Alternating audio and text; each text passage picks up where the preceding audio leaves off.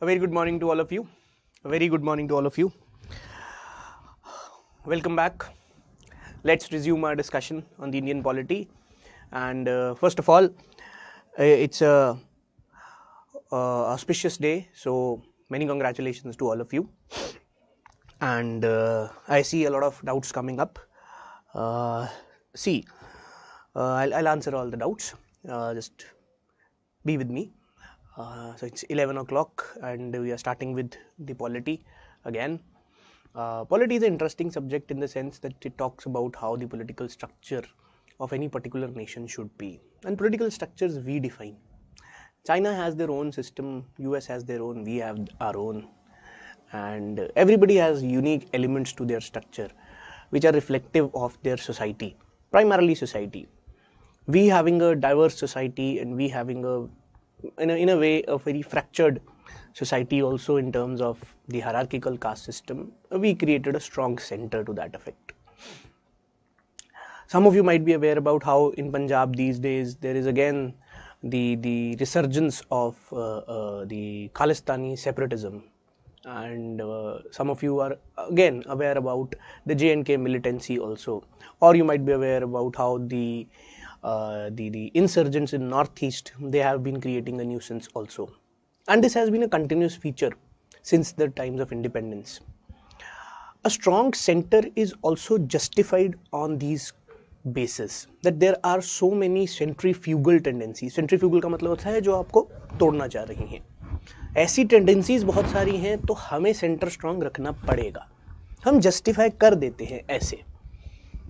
हो सकता है आज से 100 साल के बाद ये जस्टिफिकेशन की ज़रूरत ना पड़े और हम सेंटर को इतना स्ट्रांग ना रखें.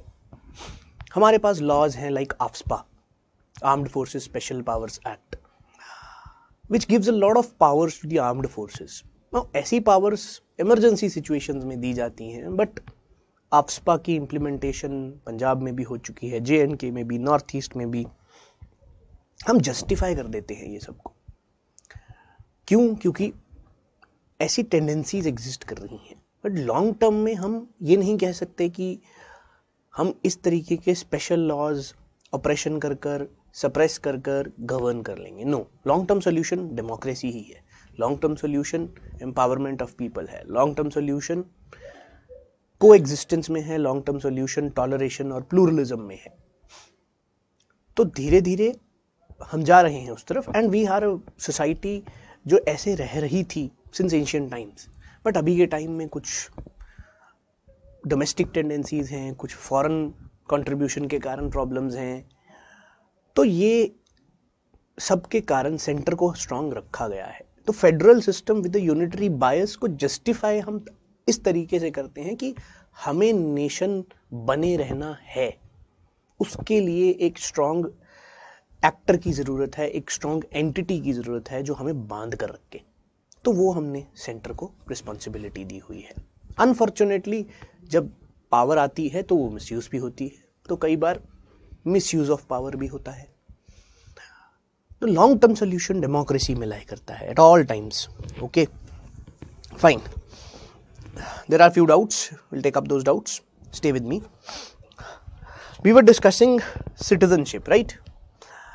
We have discussed yesterday Citizenship Act of Amendment Act of 2019, whereby we have seen the following provisions. Illegal migrants who satisfy the 4 conditions, they will no longer be treated as illegal migrants, and as a result of which they will be able to get the citizenship easily. The period of naturalization also has been reduced for them. Period of naturalization is basically the time period which is needed for you to stay in India necessarily. If you remember citizenship by naturalization, there we have, I told you about what is naturalization. It is largely for foreign people, but the term naturalization can be used for registration also, in the sense that somebody is trying to be a part of India. They can be a part of India through citizenship by registration. They can be a part of India by citizenship through naturalization. That depends where you fall, in which category you fall. We have reduced the period of naturalization for them in the sense that they don't have to stay in India for 11 years, but they, even if they are staying in India for a period of 5 years, that also will do for them. That is something which is again a relaxation provided in the Citizenship Amendment Act. And the last point which we discussed, we gave a cursory glance to that, was that the center has retained certain powers with respect to cancellation of OCI card of citizens. Now today I'll discuss a little bit more about this. Stay with me. But first, there is a question for you. You may not tell the answer because others will take some time to answer. So you can just have a look at it. I'll give you 15 seconds and maybe you can think of the answer at your own end, and then I'll tell the answer. The question is, consider the following statements with regard to Citizenship Amendment Act of 2019.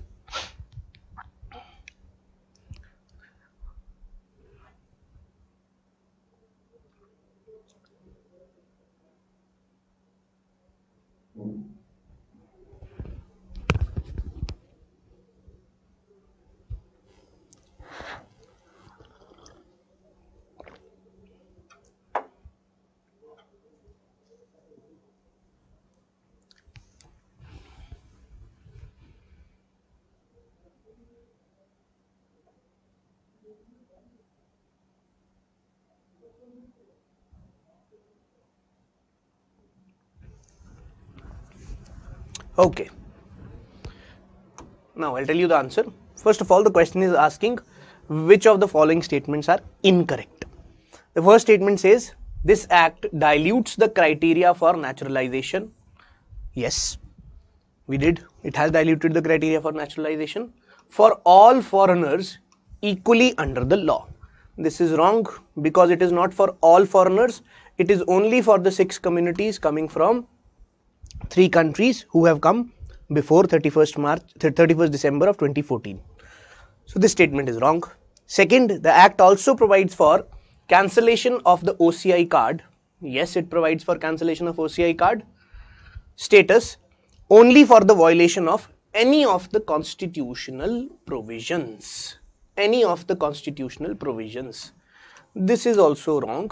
The correct answer is C. Why? Let's go back to that slide. Okay. First is this. The period of naturalization has been reduced from 11 years to 5 years for the above category of migrants. Not for everybody, only for the above category. Then second is, what are the grounds for cancelling OCI registration?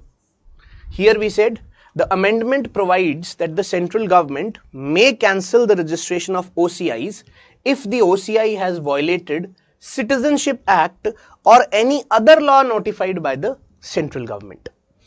If the overseas citizen of India violates the Citizenship Act, not a constitutional provision, then the central government will retain the power to cancel the registration. That is what has been introduced. So it's a very factual question, although just to tell you how the questions can be asked. Okay. Now, let's quickly discuss a little bit more about OCI, PIO and NRI, which we discussed yesterday. Now, these 2 categories, they are non-citizens, I told you. OCI and PIO. PIO refers to persons of Indian origin and OCI refers to overseas citizen of India. ठीक है, ये दोनों कैटेगराइजेशंस है, designations हैं. इनको designate किया जाता है. कुछ इंडिविजुअल्स को कहा जाता है आप PIO हैं, कुछ इंडिविजुअल्स को कहा जाता है आप OCI हैं, और उसके कॉरेस्पॉन्डिंग एक कार्ड भी दिया जाता था उनको. Central government came up with this scheme. Basically idea scheme का ये था, इंडियंस का जो इंडियंस किसी ना किसी जो इंडियन रह चुका है या जिसका कोई ना कोई नाता रहा है इंडिया के साथ, उसके लिए कुछ रिलैक्सेशंस प्रोवाइड करना. ठीक है, तो ये एक इंपॉर्टेंट स्कीम थी गवर्नमेंट ऑफ इंडिया की at one point of time, but government of India ने 2015 में इन दोनों को मर्ज कर दिया टुगेदर. अब ये 2 कैटेगरीज नहीं रह गई हैं, अब एक ही कैटेगरी है जिसे हम OCI कहते हैं. PIO को भी इसमें ही इनकॉर्पोरेट कर दिया गया है. ठीक है, करने के बाद कुछ टर्म्स एंड कंडीशंस दी हैं गवर्नमेंट ने, जिन टर्म्स एंड कंडीशंस ऐसी हैं जिससे बेसिकली दी OCI है उनको कुछ रिलैक्सेशन मिलेंगी. कैसी टर्म्स एंड कंडीशंस होती हैं, कैसी रिलैक्सेशन है? For example, they don't need visa to travel to India. They can travel to India at any point of time. If somebody travels to India and they are not citizen of India, they have to get registered. They have to get themselves registered with the government authorities. Police station में भी उनको registration करवानी पड़ती है. इनके लिए relaxation है. They don't need to do something such kind of things.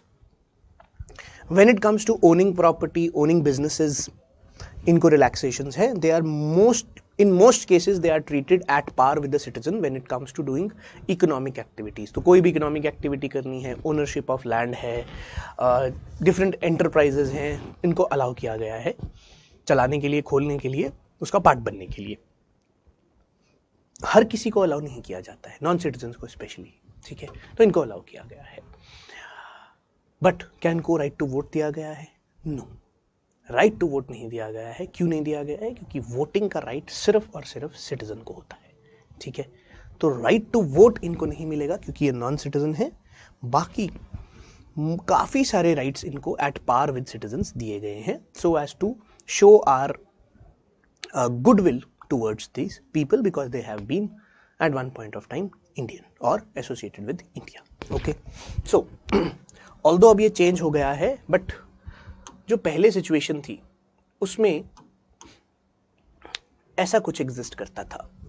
PIO की डेफिनेशन है, OCI की डेफिनेशन है, गवर्नमेंट ऑफ इंडिया ने दी है अलग अलग definition. Means a foreign citizen, PIO means a foreign citizen, OCI also means a foreign national. Okay, a foreign citizen except a national of Pakistan, Afghanistan, Bangladesh, China, Iran, Bhutan, Sri Lanka and Nepal, whose one of the parents, grandparents, great grandparents were born and were permanent resident of India, or who is a spouse of a citizen of India or a PIO, they all will be considered as a PIO. Government ने ये define कर दी categorisation. Benefits, they do not require a visa to visit India for a period of 15 years from the date of issue of the PIO card. तो 15 साल तक visa की कोई requirement नहीं PIO के लिए.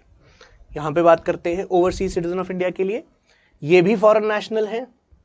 ये एलिजिबल थे इंडिया के सिटीजन बनने के लिए 26 जनवरी को 1950 को. They were eligible to become a citizen of India, या इंडिया के सिटीजन थे एट एनी टाइम आफ्टर 26 जनवरी 1950 और belong to a territory that was part of India after 15th August of 1947. They are eligible to be registered as OCI. कौन? जो इस time पे eligible था. When the constitution came, they were eligible. They were not citizens, they were eligible to become citizens. या after 26 जनवरी कभी भी आप citizen रहे हैं इंडिया के, या आप उस टेरिटरी को बिलोंग करते थे जो इंडिया का पार्ट है आफ्टर 15th August, तो भी आपको OCI कार्ड मिल सकता है. Minor children of such persons are also eligible for OCI. However, if the applicant had ever been a citizen of Pakistan or Bangladesh, they are not eligible to be a OCI. So Bangladesh and Pakistan are kept aside. They will not be given such kind of a relaxation. Okay. Now, some categorizations for PIO, some categorizations for OCI. Okay. When it comes to OCI, they are entitled to multi-purpose, multi-entry, lifelong visa. They were given visa for a period of 15 years. They are given visa for lifelong. Okay. Similarly, they are exempted from registration at the FRRO if the state does not exceed 180 days. 180 दिन के अंदर रहेंगे तो registration कराने की जरूरत नहीं है. यहां पर इनको कोई भी रजिस्ट्रेशन कराने की जरूरत नहीं है. यहां पर अगर 180 दिन से ज्यादा इंडिया में रहेंगे तो रजिस्टर करवाना है, कम दिन के लिए रहेंगे तो नहीं करवाना है. ठीक है. Then it says they enjoy parity with NRIs in economic, financial and educational benefits. यहां पर भी absolutely same है. They are also enjoying parity in terms of economic, financial and educational purposes. Okay. However, there is one small criteria which you need to remember. They don't have the right to acquire agriculture or plantation properties. Agriculture properties are considered to be sacrosanct. उनको हम जल्दी जल्दी किसी बाहर वाले को occupy नहीं करने देते हैं. The reasons are historical. So agriculture and plantation properties they cannot own, but otherwise different kinds of businesses can be owned, can be operated by them. Okay, fine. These are just, you don't have to remember all these differences, no need to remember all these differences. Just have a brief idea over what is a OCI and what is a PIO. Rather, this distinction was relevant till 2015. After 2015, they have together been merged, and now we have only one category, which is the OCI category, in which number of benefits which are very similar to this, they are provided. Okay, so just need to have some idea that okay, this is the idea, this is the case with respect to these categorizations. Okay, and NRI I have already discussed with you. They are nothing but they are citizens of India, not staying in India, and they have the voting rights also. Now when it comes to voting, the voting of NRIs has been a matter of great concern, primarily because we have a huge diaspora which is residing. Diaspora कौन होता है? Diaspora कोई भी इंसान जो India का citizen है या इंडिया से ताल्लुक रखता है, उसको डायस्पोरा कहते हैं. वो इंडिया का सिटीजन अभी भी हो सकता है, वो पहले भी हो सकता है इंडिया का सिटीजन, सबको मिलाकर डायस्पोरा कहते हैं. तो कोई भी जो रिलेटेड टू इंडिया है, अगर तो वो सिटीजन ऑफ इंडिया है तो वो अपने घर पे पैसे भेजेगा, जिसे हम रेमिटेंस कहते हैं. अगर वो नहीं भी है इंडिया का सिटीजन, तो हो सकता है वो यूएसए में बैठकर इंडिया के इकोनॉमी में इन्वेस्ट कर रहा हो, इंडिया के यहाँ पे फैक्ट्री चला रहा हो, इंडिया के यहाँ पे कोई कंपनी चला रहा हो. So they all are part of diaspora of India. इनको डायस्पोरा ऑफ इंडिया कहते हैं. कोई अगर इंडियन सिटीजन वहाँ जाकर एजुकेशन ले रहा है, स्टूडेंट है, या कोई इंडिया का टूरिस्ट वहाँ पे जाकर 3-4 महीने 5 महीने के लिए रह रहा है, वो भी इंडियन डायस्पोरा का पार्ट है. Okay, and we have a huge diaspora which is residing outside India, जिनमें एनआरआईएस का रोल इंपॉर्टेंट है. Why? Because they are citizens of India, but they are not staying in India. They are staying outside India. Outside India, they are doing business. They are sending a lot of remittances to India, which is beneficial to me when it comes to my forex exchange. Forex exchange में मेरे काम आता है, मुझे dollar मिलते हैं, मुझे जो डॉलर मिलते हैं उससे मेरे लिए क्रूड ऑयल खरीदना आसान हो जाता है. मेरे लिए क्रूड ऑयल बहुत बड़ी प्रॉब्लम है, क्योंकि क्रूड ऑयल इंडिया में नहीं है, तो मुझे इंपोर्ट करना है. इंपोर्ट करने के लिए आई नीड डॉलर्स. डॉलर्स कहाँ से मिलेंगे? One sources, NRIs will send the remittances, or diaspora will send the remittances, the better word. They will send the remittance.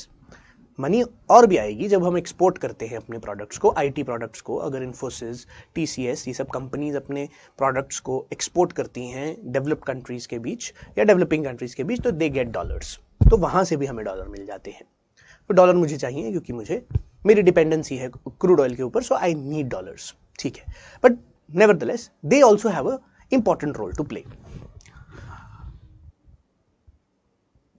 NRIs also feel connected to the country, so इनको voting की बात की जा रही थी. एक बहुत बड़ा इलेक्टोरेट भी है, पॉलिटिकल पार्टीज के लिए भी रेलिवेंट है कि NRIs उनको वोट देंगे. तो हम वोटिंग के बारे डिस्कस कर रहे थे in that context, and we have article 326 of the Indian constitution. Article 326 of the Indian constitution कहता है कि सभी को वोट देने का हक है. एडल्ट सफरेज की बात करता है, but you should be 18 years of age and above. 18 years of age and above हैं तो आपको वोट देने का अधिकार है, आप वोट दीजिए. हाउएवर, अगर कुछ पैरामीटर्स पर आपको डिस्क्वालीफाई किया गया है तो आप वोट नहीं दे सकते.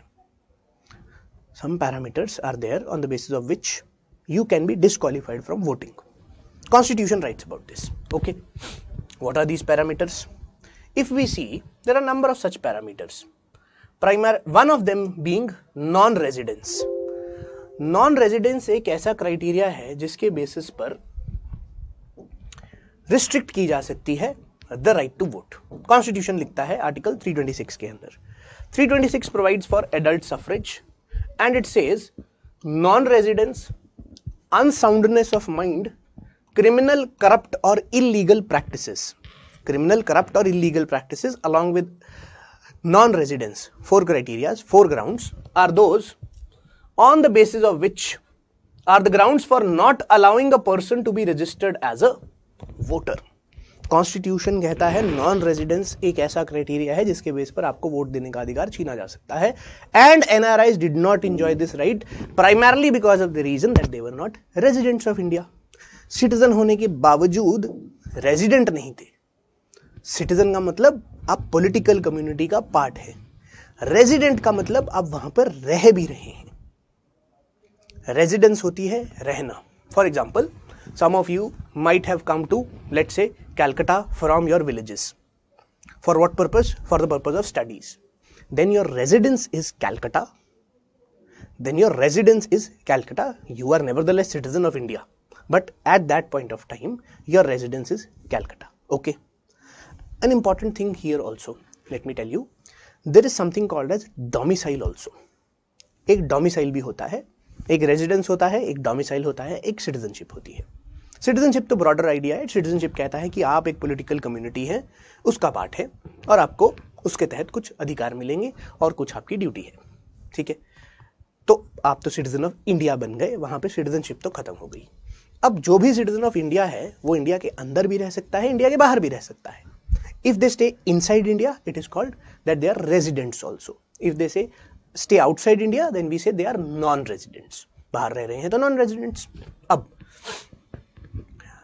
अगर आप एक जगह पर रहते हैं, वहां पर आपकी स्कूलिंग भी हो रही है, वहां पर आपकी इन अ वे एक परमानेंट रेजिडेंस है, जो कि for all of you have been the area जहां पर आपने स्कूलिंग की, जहां पर आपने लेट से कॉलेज किया, मे बी सेम हो सकता है, मे बी अलग हो सकता है।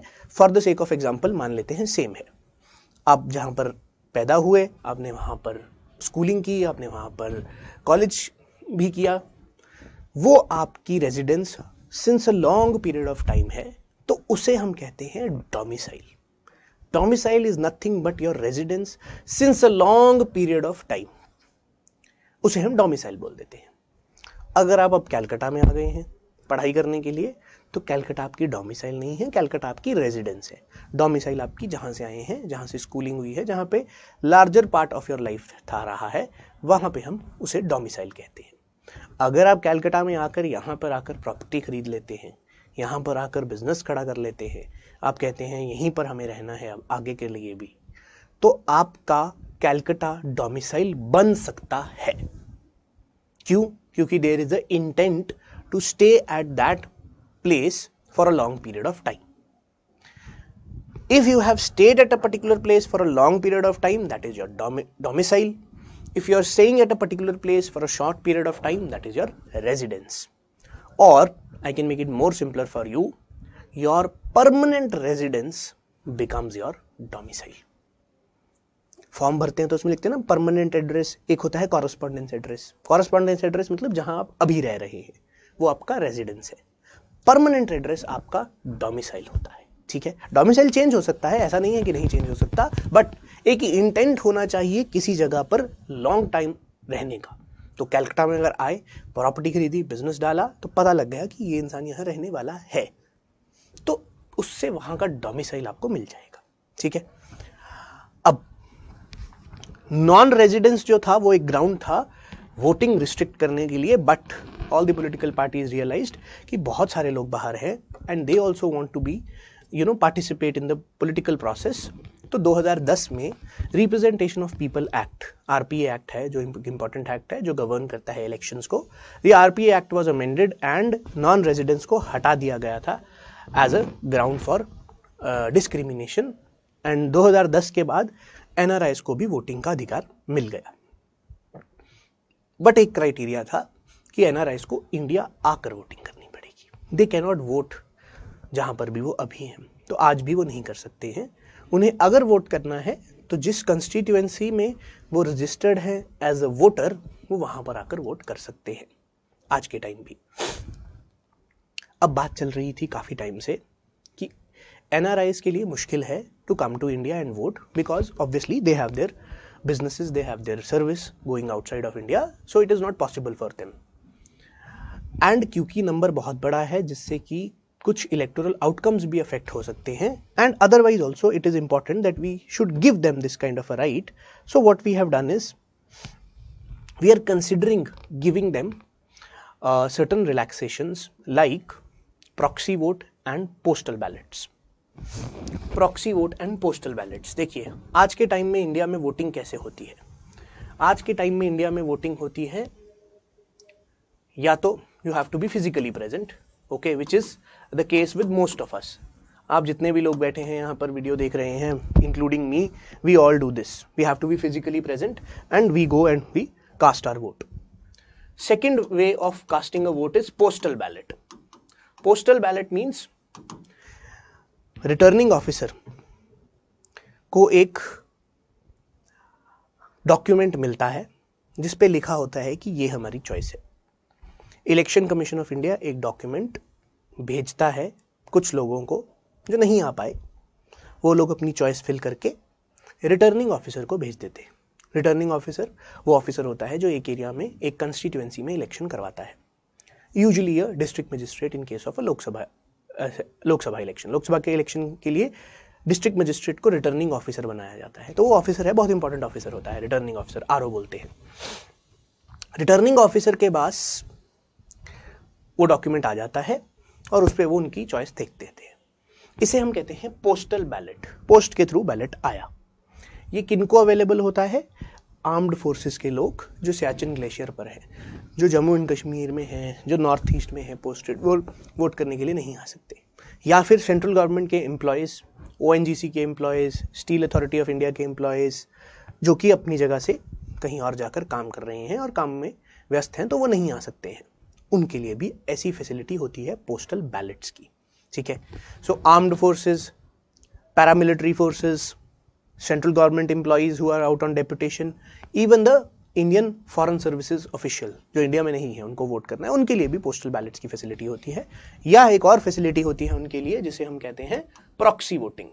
प्रॉक्सी वोटिंग वही है जो आपकी प्रॉक्सी अटेंडेंस होती है। कोई आपके बेसिस पर अटेंडेंस लगा देता था तो आप कहते हैं प्रॉक्सी लग गई। Same is the case, somebody else is going to vote on your behalf. Fine.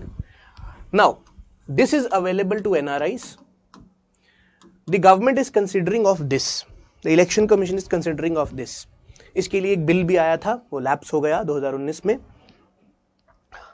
सरकार चाह रही है कि उनको ये फैसिलिटी मिल जाए, बट इस फैसिलिटी के लिए इलेक्शन कमीशन को गो अहेड देना पड़ेगा, बिकॉज सिक्योरिटी एस्पेक्ट्स इन्वॉल्व होते हैं। तो कहीं वोटिंग पर्पस जो है, इलेक्शन कमीशन ऑफ इंडिया का मोटो है फ्री एंड फेयर इलेक्शंस। तो fairness and freeness of the election is important. अगर वो मेंटेन रहती है तो इलेक्शन कमीशन करने देगा, नहीं तो इलेक्शन कमीशन नहीं करने देगा, और अथॉरिटी इलेक्शन कमीशन रखता है अपने पास। इलेक्शन कमीशन ने सरकार को कहा है that we are ready for this, we can do something like this, we have seen the security implications and we can ensure the process remains secure. But अभी भी हुआ नहीं है। रिसेंटली चीफ इलेक्शन कमिश्नर ने एक comment भी दिया था। वो अफ्रीका में गए हुए थे, अफ्रीका में जाकर उन्होंने एक कमेंट दिया था that we are ready and we are considering this thing. तो हो सकता है आने वाले 18th लोकसभा इलेक्शंस में जो नेक्स्ट ईयर होंगे उसमें शायद ये फैसिलिटी मिल जाए। अभी नहीं मिली है, अभी सिर्फ ये वैलिड है, ये नहीं है।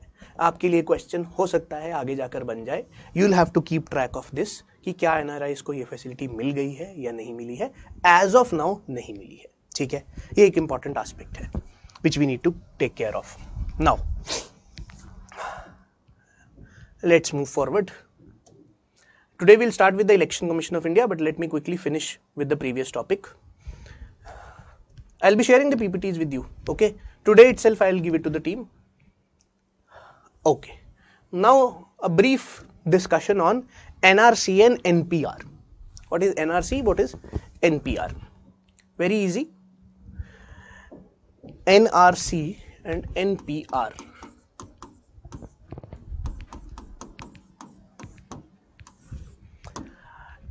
National Population Register, National Register for Citizens. Okay. What is the difference between this? National Population Register and National Register for Citizens. Difference क्या है दोनों के बीच, क्या होता है? पहला डिफरेंस ये है, एनपीआर पॉपुलेशन की बात करता है और एनआरसी सिटीजन्स की बात करता है। Population will include citizens plus non citizens, दोनों इंक्लूडेड है पॉपुलेशन में। तो कोई इंडिया में आ रहा है, टूरिस्ट है, कोई इंडिया में फॉरेन डिप्लोमेट आया है, वो रह रहा है, किसी भी टाइप का नॉन सिटीजन अगर इंडिया में किसी भी टाइम के लिए रह रहा है ऑब्वियसली लीगल पर्पस ही चाह रहे हैं हम, बट इवन अगर इलीगल रह रहा है तो एनपीआर में नहीं पता लगेगा। एनपीआर की एक्सरसाइज जो है वो ये कहती है कि हमें एक डॉक्यूमेंट प्रिपेयर करना है। We need to prepare a document which will consist of the names and the details of the entire population of India. That population may consist of non-citizens also. Okay. The only criteria in NPR is that you should be a resident in India. आप India में रह रहे हैं तो government आपकी details चाहती है। Details ऐसा नहीं कि आपकी प्राइवेसी इन्वेड कर रहे हैं, no, we want bare minimum details जिससे गवर्नमेंट को पता हो कौन कौन रहता है इंडिया में। उसे कहते हैं NPR, नेशनल पॉपुलेशन रजिस्टर। हम ऐसा रजिस्टर 2010 में बना चुके हैं, 2015 में बना चुके हैं, 2020 में हमने बनाना था, because of Covid we could not make it, तो ये होल्ड पर है, ये बनाना है अभी। नाउ इसमें होगा क्या, a government official will come to your house, they will ask you certain details. What kind of details? They are going to ask you some biometric and demographic details. What are biometric and demographic details? ये आपसे biometric and demographic data collect करेंगे। Biometric, you understand, your fingerprints, your retina, all this can be collected now as a part of Aadhaar also, and already the government has it, but they may come and again ask you for the same. They'll ask you certain demographic data also. Demographic data involves what is your name, what is your father's name, what is your age, okay, these kinds of data they'll take from you. There are 15 categories of demographic data ranging from name, place of birth to education, beg your pardon, to education and occupation. तो आपकी occupation क्या है, आपकी education क्या है, name क्या है, place of birth क्या है, ऐसी डिटेल्स आपसे लेंगे। Objective of NPR क्या है? लास्ट लाइन कहती है is to create a comprehensive database of usual residents. First of all database है, not a problem. Usual residents, कोई भी जो रह रहा है बस in the country. No document will be collected during this exercise. This is important, I tell you how. एक बार ये भी पढ़ लेते हैं, इसकी एग्जैक्ट डेफिनेशन क्या कहती है। NPR is a resistor containing the details of persons usually residing in a village or a rural area or a town or a ward or a demarcated area within a ward or a urban area। तो कहने का मतलब है ये सब categorisation है different types की। तो आप ज्योग्राफी पढ़ेंगे तो आप पढ़ेंगे ह्यूमन ज्योग्राफी में हम किस तरीके से एरियाज को डिफाइन करते हैं। वार्ड है, urban area, rural area, transitional area, small urban area, big urban area, ये सब एरियाज होते हैं, ठीक है। कोई भी जो यहाँ पे रह रहा है उसका रजिस्टर है। नाउ डॉक्यूमेंट्स, आपसे कोई गवर्नमेंट ऑफिशियल आएगा, आपके कुछ डिटेल्स कलेक्ट करेगा और चला जाएगा। आपसे कुछ पूछा नहीं जाएगा कि फर्निश कीजिए, आपसे वर्बली बस कहा जाएगा अपना नाम बता दीजिए, प्लेस ऑफ बर्थ बता दीजिए एंड ऐसी डिटेल्स बता दीजिए। आप बताएंगे, वो रजिस्टर में लिखकर चले जाएंगे। एनपीआर की एक्सरसाइज सिर्फ इतनी सी है। एनपीआर करना क्यों ज़रूरी है? क्योंकि simply we want to know that who are people residing in India, and there is no problem in doing such exercise. There is no controversy with respect to that, because every government should know who are the people residing in the country. Now comes the next aspect of NRC. NRC will be a document which will be similar to NPR, but it will consist only of the citizens. And first the NPR exercise will be done, in which no document will be collected. But when the NRC exercise will be done after the NPR exercise, the official, whoever visits your place, he will be again asking you few questions, and now he will ask you to show documents. If you are unable to show documents, then what will happen is they might consider you as a doubtful category. कहते हैं कि नाम के आगे D लगा दिया जाएगा, doubtful category, क्योंकि आपके या डॉक्यूमेंट्स शो नहीं कर पाए, या जो भी डॉक्यूमेंट्स आपने शो किए अपनी सिटीजनशिप प्रूव करने के लिए वो इनसफिशिएंट थे in the eyes of the person who came to visit you. अब in the eyes of person का मतलब ये नहीं है कि सब्जेक्टिविटी है। जो भी गवर्नमेंट ऑफिशियल आएगा आपके घर, उन्हें डायरेक्शंस होगी कि आप ये डॉक्यूमेंट्स देख सकते हैं, उसमें ये चीज़ें देख के आएगा। अगर उन्हें लगा कि कुछ डाउटफुल है क्योंकि हो भी सकता है, क्योंकि इलीगल माइग्रेंट्स भी तो रह रहे हैं। एनपीआर में इलीगल माइग्रेंट्स के बारे में कुछ नहीं पता लगेगा। एनआरसी में अब हम डिसाइड कर रहे हैं कौन सिटीजन है कौन नहीं है। तो जो नॉन सिटीजन है और जो लीगल माइग्रेंट है, कोई आया हुआ है इंडिया में, एम्बेसडर है, कोई टूरिस्ट आया है, या कोई इन जनरल इंडिया में रह रहा है बट लीगली रह रहा है, दैट मीन्स उनको उतने टाइम का वीज़ा मिला हुआ है इंडिया में रहने का, नॉट अ प्रॉब्लम। बट अगर कोई ऐसे डॉक्यूमेंट्स नहीं फर्निश कर पा रहा जिससे पता लगे कि वो इंडिया के सिटीजन नहीं है, या वो बाहर से आए हुए सिटीजन हैं बट वो लीगल सिटीजन है, ये भी नहीं वो प्रूव कर पा रहे, तो डाउटफुल का उनके आगे वो लगा दिया जाएगा। एंड ऐसे लोगों को उसके बाद एक ट्राइब्यूनल में बुलाया जाएगा जहां पे उनको प्रूव करनी होगी अपनी सिटीजनशिप। अगर वो सिटीजनशिप नहीं प्रूव कर पाए, then they will be not considered as citizens of India and they will be considered as illegal migrants. And consideration के बाद उनको या तो डिपोर्ट किया जाएगा या फिर डिटेंशन सेंटर में डाला जाएगा, जैसा कि आसाम के केस में हुआ। This we are talking on the entire India level. जो आसाम में हुआ सेम पूरे के पूरे इंडिया लेवल पर होगा। This NRC exercise which will be conducted for knowing the citizens of the India, this exercise, particular exercise, will ask you to furnish documents, and this is where the things get tricky, because just like in Assam, there may be a huge population which is not able to provide documents, and this is where things will get ugly. तो ये डर है, ये अभी NRC हुआ नहीं है। NRC की बात की गई थी जब सिटीजनशिप अमेंडमेंट एक्ट आया था 2019 में, कि वो भी आया है, अब एनआरसी भी करेंगे। Yesterday I told you the entire picture कि इन दोनों को मिला के कहा जा रहा था कि टारगेटिंग हो रही है।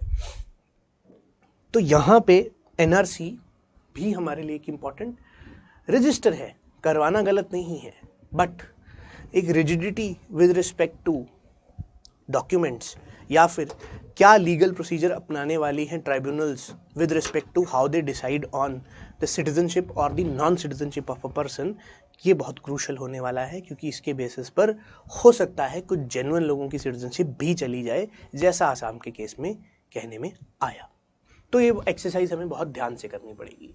एक्सरसाइज करने में कोई प्रॉब्लम नहीं है, because every country should have a resistor of its own citizens and also should have a register of the entire population residing in the country. There is nothing wrong. Okay.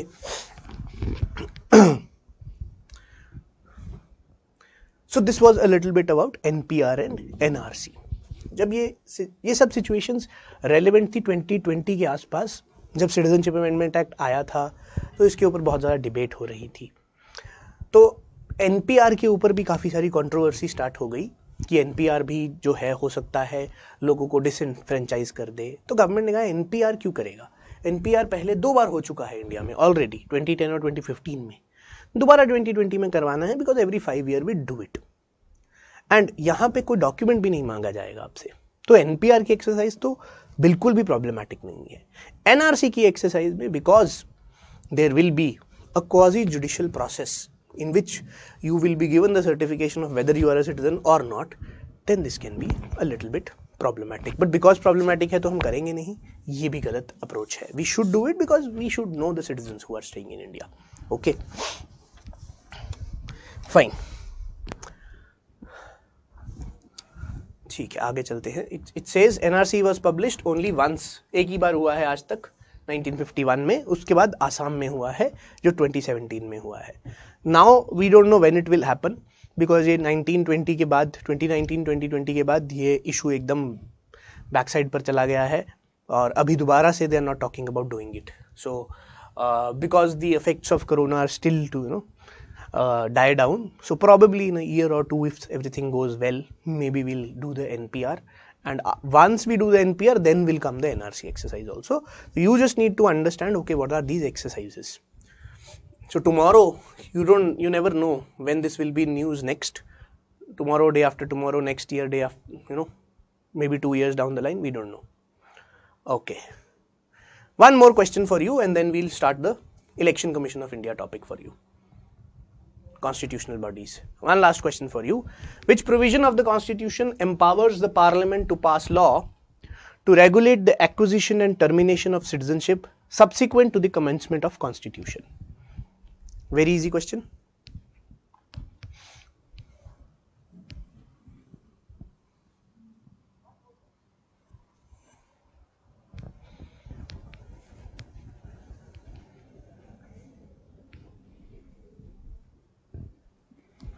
Okay, so the answer is Article 11.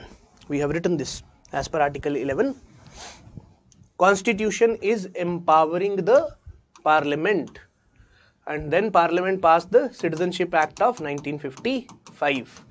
This deals with acquisition and termination of citizenship. Okay, fine. Now we have to do this. This was left, loss of citizenship. Then I'll take the doubts. Then we'll start the Election Commission. Loss of citizenship is very easy. There are three ways by which citizenship can be lost. First is renunciation. Indian citizen of full age and capacity can renounce his Indian citizenship by making a declaration to that effect and having it registered. That simply means मैं अपने पूरे होशो हवास में बालिक हूँ, 18 साल से ज़्यादा हूँ, full capacity, that means I am not of unsound mind, पागल नहीं हूँ, होशो हवास में पागल नहीं हूँ, ये कहता हूँ कि मैं भारत की सिटीजनशिप छोड़ रहा हूँ, तो इंडियन सिटीजनशिप रेनाउंस हो जाएगी. ही और she will no longer be a citizen. तो किसी भी इंडिविजुअल, किसी भी इंडियन सिटीजन के पास ये पूरा का पूरा अधिकार है कि वो अपनी सिटीजनशिप अपनी विल पर यू कैन से रेनाउंस कर सकते हैं. टर्मिनेट गलत वर्ड होगा, रेनाउंस कर सकते हैं. रेनाउंस का मतलब है वापस दे दी. ठीक है. Now termination. Second way is termination. If a citizen of India voluntarily acquires the citizenship of another country, he shall cease to be a citizen of India. आपकी सिटीजनशिप टर्मिनेट हो जाएगी अगर आपने किसी और कंट्री की सिटीजनशिप ले ली, automatically terminate हो जाएगी. इंडियन कॉन्स्टिट्यूशन में अलाउड ही नहीं है डुअल सिटीजनशिप. तो अगर आपने वॉलंटरीली किसी और कंट्री की सिटीजनशिप ले ली और उससे पहले आप इंडियन सिटीजन थे, तो ऑटोमेटिकली इंडियन सिटीजनशिप चली जाएगी. इसे कहते हैं loss of citizenship by termination.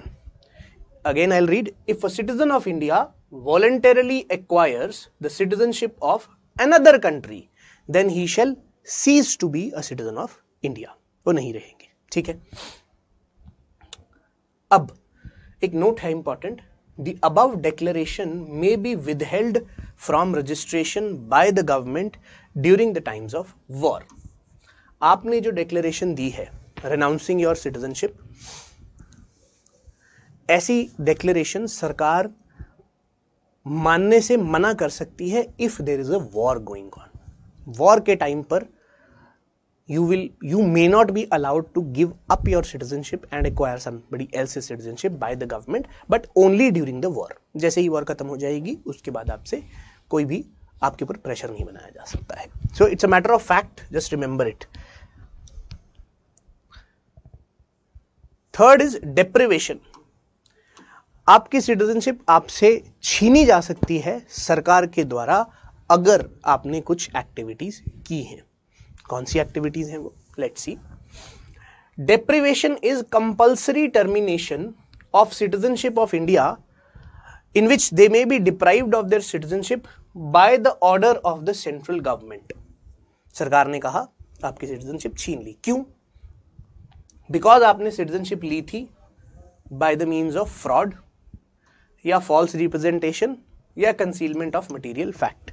Simple meaning है आपने अपनी सिटीजनशिप के टाइम पर कुछ झूठ बोला है, कुछ फ्रॉड किया है और वो बाद में पता चल गया तो आपसे आपकी सिटीजनशिप छीन ली जाएगी. पहला ग्राउंड. सेकंड, अगर आपने डिसलॉयल्टी शो की है to the constitution of India. No, अब ये disloyalty to the constitution of India बहुत सब्जेक्टिव टर्म है, बट प्राइमरली मतलब ये है that you are helping some other country against India. ठीक है. तो यहां पर आप disloyalty to the constitution consider कर सकते हैं. डिसलॉयल्टी इवन ये भी हो सकती है कि आप अपनी ही कंट्री में अपनी ही सरकार के अगेंस्ट, अपने ही लोगों के अगेंस्ट कॉन्स्पिरेसी कर रहे हैं. Can be called as disloyalty to the constitution and इस बेसिस पर भी आपकी सिटीजनशिप ली जा सकती है आपसे. ठीक है. Third is the citizen has unlawfully traded और communicated with the enemy during a war. तो अगर आपने अनलॉफुली, बिना सरकार की रजामंदी के कम्युनिकेट किया है किसके साथ? एनिमी के साथ ड्यूरिंग द वॉर. कंसिडर कोई government official army official, if they do this during the times of war, then इस टाइम पे हम कहते हैं this becomes a ground for your disqualification as a person of Indian, as a person who belongs to India. Enemy के साथ during a war, आपने enemy के लिए, आप एनिमी के स्पाई बन गए, आपने एनिमी को इंफॉर्मेशन दे दी, क्रिटिकल इंफॉर्मेशन, छीन ली जाएगी। The citizen has within 5 years after registration or naturalization been imprisoned in any country for 2 years। 5 साल अभी हुए नहीं हैं आपकी सिटीजनशिप मिले, आपने सिटीजनशिप ली कैसे, रजिस्ट्रेशन से या नेचुरलाइजेशन से, आपने अप्लाई किया, आपको सिटीजनशिप मिल गई। उसके 5 साल के बीच में अगर आप किसी कंट्री में 2 साल के लिए कैद हो गए हैं या ज़्यादा, 2 साल या 2 साल से ज़्यादा, तो भी आपकी सिटीजनशिप छीन ली जाएगी। The citizen has within 5 years after registration or naturalization been imprisoned in any country for 2 years। And last is citizen has been ordinarily resident out of India for 7 years continuously। 7 साल से आप India में आए नहीं हैं, आप India में रह नहीं रहे हैं, ये भी एक ग्राउंड है जिससे कि आपकी सिटीजनशिप छीन ली जाएगी आपसे। These all are grounds whereby the central government will take away your citizenship if any of this 1 2 3 4 5 parameters are held to be true। It is called as loss of citizenship by deprivation। loss of citizenship by deprivation, तो ये 3 तरीके हैं जिससे deprive भी किया जा सकता है आपको सिटीजनशिप के। ये है हमारी ग्राउंड्स, हमने ये कवर कर लिया था कल, रेनंसिएशन, टर्मिनेशन एंड डेप्रीवेशन हमने आज कवर कर लिया। सो वेरी इजी, इसमें ऐसा कुछ एनालिटिकल नहीं है, फैक्चुअल है, you will have to remember it. ठीक है, इसको याद रखना पड़ेगा हमें। चलिए, this is citizenship, let me take the doubts now and then let's move on to the next part.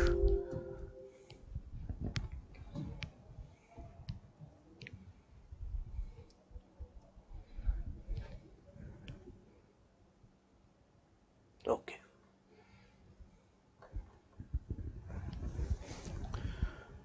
we'll do these bodies. First, let me take the doubts. Doubt is, Bidisha is asking, don't you think that NPR and NRC empowers the official doing survey humongously powerful?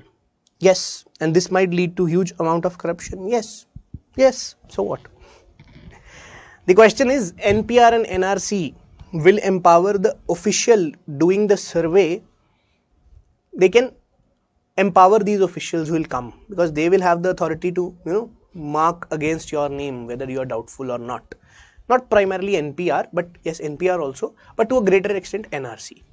But they will have some power, but you cannot always consider that this will be problematic. Why? Because at a later stage in the tribunal you will be asked to present the documents, and thereby if any kind of a misgiving happens at the level of the person who is coming to collect your information, then that can be taken care of later on. But yes, if you get into some kind of a nexus with the person who is doing the survey, then even illegal migrants may go undetected.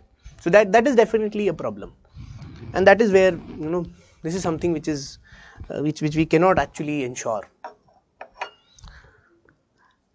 Dalai Lama is considered in which category? Biswajit, Dalai Lama is a refugee. Refugees are not citizens. Refugees may be given citizenship at one point or the other. Refugees are those people who come and take refuge. For example, Dalai Lama came to India to take refuge because his life was in danger in Tibet in 1959. Just like Rohingyas came to take refuge in Bangladesh and in India because their life is in danger in Myanmar. So refugees are a separate category who may or may not be provided citizenship. A refugee may be provided citizenship if they have been living for a long period of time and they apply for citizenship by naturalization. So at that point of time, refugees can also be given the citizenship, not a problem.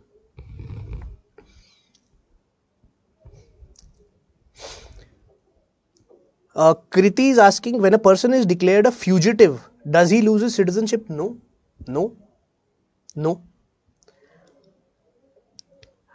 Braja is saying, sir, if you possibly please share your PPT. Absolutely, I'll share it with you. I'll tell you a Telegram handle also. You can get in touch with me there also. Not a problem. Okay, Anish is also saying the same. PDF is not provided. I'll ensure that you get it today itself. Okay. Next doubt is, sir, in case of parliamentary democracy, Subhashiri is asking, sir, in case of parliamentary democracy, is like incorporate every ideas and ideals in a possible manner. But when the majoritarian authority comes, this incorporation becomes skewed. But majority has its pros also. Then which manner the balanced situation can be achieved? Okay. If I am correct in understanding your question, the question is probably that parliamentary democracy incorporates the views and the opinions and the representation of a large amount of people. And if this large amount of people belong to a particular community, let's say they are majority, then the majority comes and occupies seats in the parliament and basically runs the country. In this situation, it can be problematic also. What the question is asked is, देखिए, Lok Sabha has 543 seats. Who makes the government in India? Whoever gets more than 272 seats. You get 272 seats or more, you can form the government. Whether one political party will get this seat or multiple parties will come together to reach this number, that depends on case to case basis. But let's assume that in this Lok Sabha, 543 seats are there, and in this 543 seats, let's say as of now, the situation which exists as of now, 303 seats are with BJP. So BJP has already crossed the 272 mark. That means BJP is in majority. That means BJP will form the government. Now BJP can have more partners also, like Shiv Sena. They might not have any other partner. They can alone form the government also. So this political party BJP has majority seats in the Lok Sabha. This majority seats puts the BJP in the driving seat. Driving seat means they are the ones who are running the country. They are the ones basically who are the executive. Because in a parliamentary democracy, from legislature, executive is chosen. So they are the executive also. Now this executive which is running the country and the parliament has a majority of a single political party. And this is majority. This results into something called as majoritarianism. Majoritarianism is a natural consequence.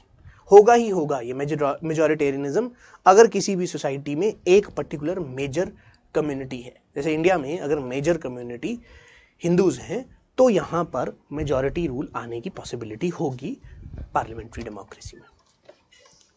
अब ऐसी situation आ जाएगी तो हो सकता है इस majority की tyranny भी हो जाए, ये मेजॉरिटी ऑप्रेसिव हो जाए, ये मेजॉरिटी ऐसे लॉ पास कर दे या ये मेजॉरिटी ऐसी सरकार चलानी स्टार्ट कर दे जो कि सिर्फ एक ही कम्युनिटी को बेनिफिट करे. हो सकता है डेमोक्रेसी में, हो सकता है, because democracy at the end of the day practical form numbers का गेम है.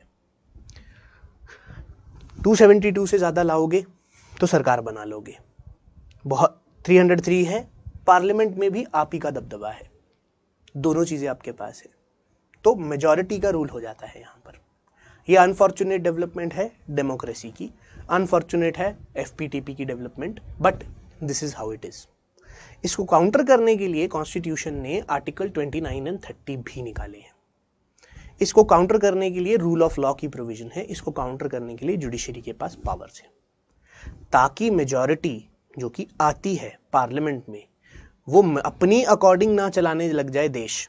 इसीलिए कहा जाता है कि ये जो एग्जीक्यूटिव है, ये जो लेजिस्लेचर है, ये बाउंड है. Bound by who? The constitution. Written constitution का फायदा ये है, सभी के सभी हर अथॉरिटी को बाइंड कर दिया इस कॉन्स्टिट्यूशन ने. नहीं जा सकते हैं आप. कोई भी अथॉरिटी अपनी डोमेन से बाहर जैसे ही जाएगी या कोई भी अथॉरिटी कॉन्स्टिट्यूशन के बाहर जाकर काम करने जाएगी तो जुडिशरी आकर उसे रोक देगी, इंक्लूडिंग जुडिशरी. अब वो बात अलग है कि जुडिशरी को चेक करने वाला कोई नहीं है, बट एग्जीक्यूटिव एंड लेजिस्लेचर अगर ये काम करते हैं तो जुडिशरी को यही पावर दी गई है कि you are the guardian of the constitution and you are the guarantor of fundamental right. Guardian कौन होता है? जो कॉन्स्टिट्यूशन का ध्यान रखेगा कि कॉन्स्टिट्यूशन के अगेंस्ट जाकर काम नहीं होना चाहिए। कॉन्स्टिट्यूशन ने कहा है एग्जीक्यूटिव को ऐसे चलना है, लेजिस्लेचर को ऐसे चलना है, अगर बाहर गए जुडिशरी आकर रोक देगा। तो जैसे ही पार्लियामेंट में मेजॉरिटी किसी की आती है या कोई सरकार बनाता है, they are also bound by the constitution of India. ये अच्छी चीज है, जुडिशरी इंश्योर करती है। इसके लिए हमने रूल ऑफ लॉ बनाया है, जो सबके लिए रूल ऑफ लॉ है, मोदी जी के लिए भी है, आपके लिए भी है, सबके लिए रूल ऑफ लॉ है। अब वो बात और है कि प्रैक्टिकल टर्म्स में हम देखते हैं कई बार रूल ऑफ लॉ एप्लीकेबल नहीं होता है या उसे स्कर्ट कर दिया जाता है, वो प्रॉब्लमेटिक सिचुएशंस हैं, बट एकेडमिकली ये हमने प्रोवाइड किया है। इस चीज का भी हल निकाला है कि अगर कोई मेजॉरिटी में आ गया, मेजॉरिटेरियन सरकार बन गई, तो प्रॉब्लमेटिक है। हमने उसके अलावा आर्टिकल 29 एंड आर्टिकल 30 भी दिया, जिससे हमने कहीं ना कहीं माइनॉरिटीज को प्रोटेक्ट करने की कोशिश की है। आर्टिकल 14 भी है, आर्टिकल 15 भी है। ये कहता है डिस्क्रिमिनेशन नहीं होगी, आर्टिकल 14 कहता है रूल ऑफ लॉ होगा। इन सबको अगर टोटलिटी में देखा जाए तो हम कहीं ना कहीं मेजॉरिटेरियनिज्म को भी रोकने की कोशिश करेंगे। हो कितना होगा या नहीं होगा that's a different thing, but academically हम ये कोशिश तो करते हैं और ये कोशिश कॉन्स्टिट्यूशन में की गई है। तो अगर यहाँ पूरा का पूरा पार्लियामेंट एक मेजॉरिटी के पास है, उससे मेजॉरिटेरियनिज्म की प्रॉब्लम हो सकती है। Majoritarianism is nothing but running as per the will of majority. ना मेजॉरिटी का विल जरूरी है, बट माइनॉरिटी का विल उतना ही जरूरी है किसी भी डेमोक्रेसी में। एंड रादर काफी सारे लोगों के अकॉर्डिंग असली टेस्ट ऑफ डेमोक्रेसी तब होता है जब आपकी माइनॉरिटीज सिक्योर फील करती हैं। Ambedkar was of this view that the real test of democracy is when your minorities are secure. तो 29 एंड 30 आर्टिकल प्राइमरली माइनॉरिटीज के लिए बनाया गया, अच्छी बात है, बट प्रैक्टिकल डोमेन में चीज़ें थोड़ा अलग भी फंक्शन करती हैं। वो इसलिए करती हैं क्योंकि सोसाइटी अभी, कॉन्स्टिट्यूशन यहाँ है, सोसाइटी यहाँ है, society has to catch up to the constitution. तो कॉन्स्टिट्यूशन काफ़ी ऐसी बातें करता है जिसके लिए सोसाइटी अभी तैयार नहीं है या एक ग्रेजुअल प्रोसेस में है सोसाइटी एज ऑफ नाउ अभी भी। फायदा क्या होता है मेजॉरिटी गवर्नमेंट का कि आपको टेंशन नहीं है कि कोई आपकी सरकार गिरा देगा, तो आपके बिल्स पास होंगे, लॉज बनेंगे, स्टेबिलिटी ज़्यादा आएगी गवर्नेंस में, जिस कारण से काम ज्यादा होगा, एफिशिएंसी बढ़ जाती है अगर मेजॉरिटी की सरकार हो। ये फायदे भी है, ठीक है। नुकसान आपको बता दिए मैंने, okay.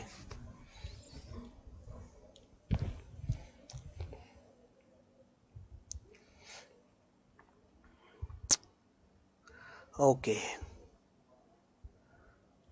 Next what is left is, और क्या डाउट आ रहा है?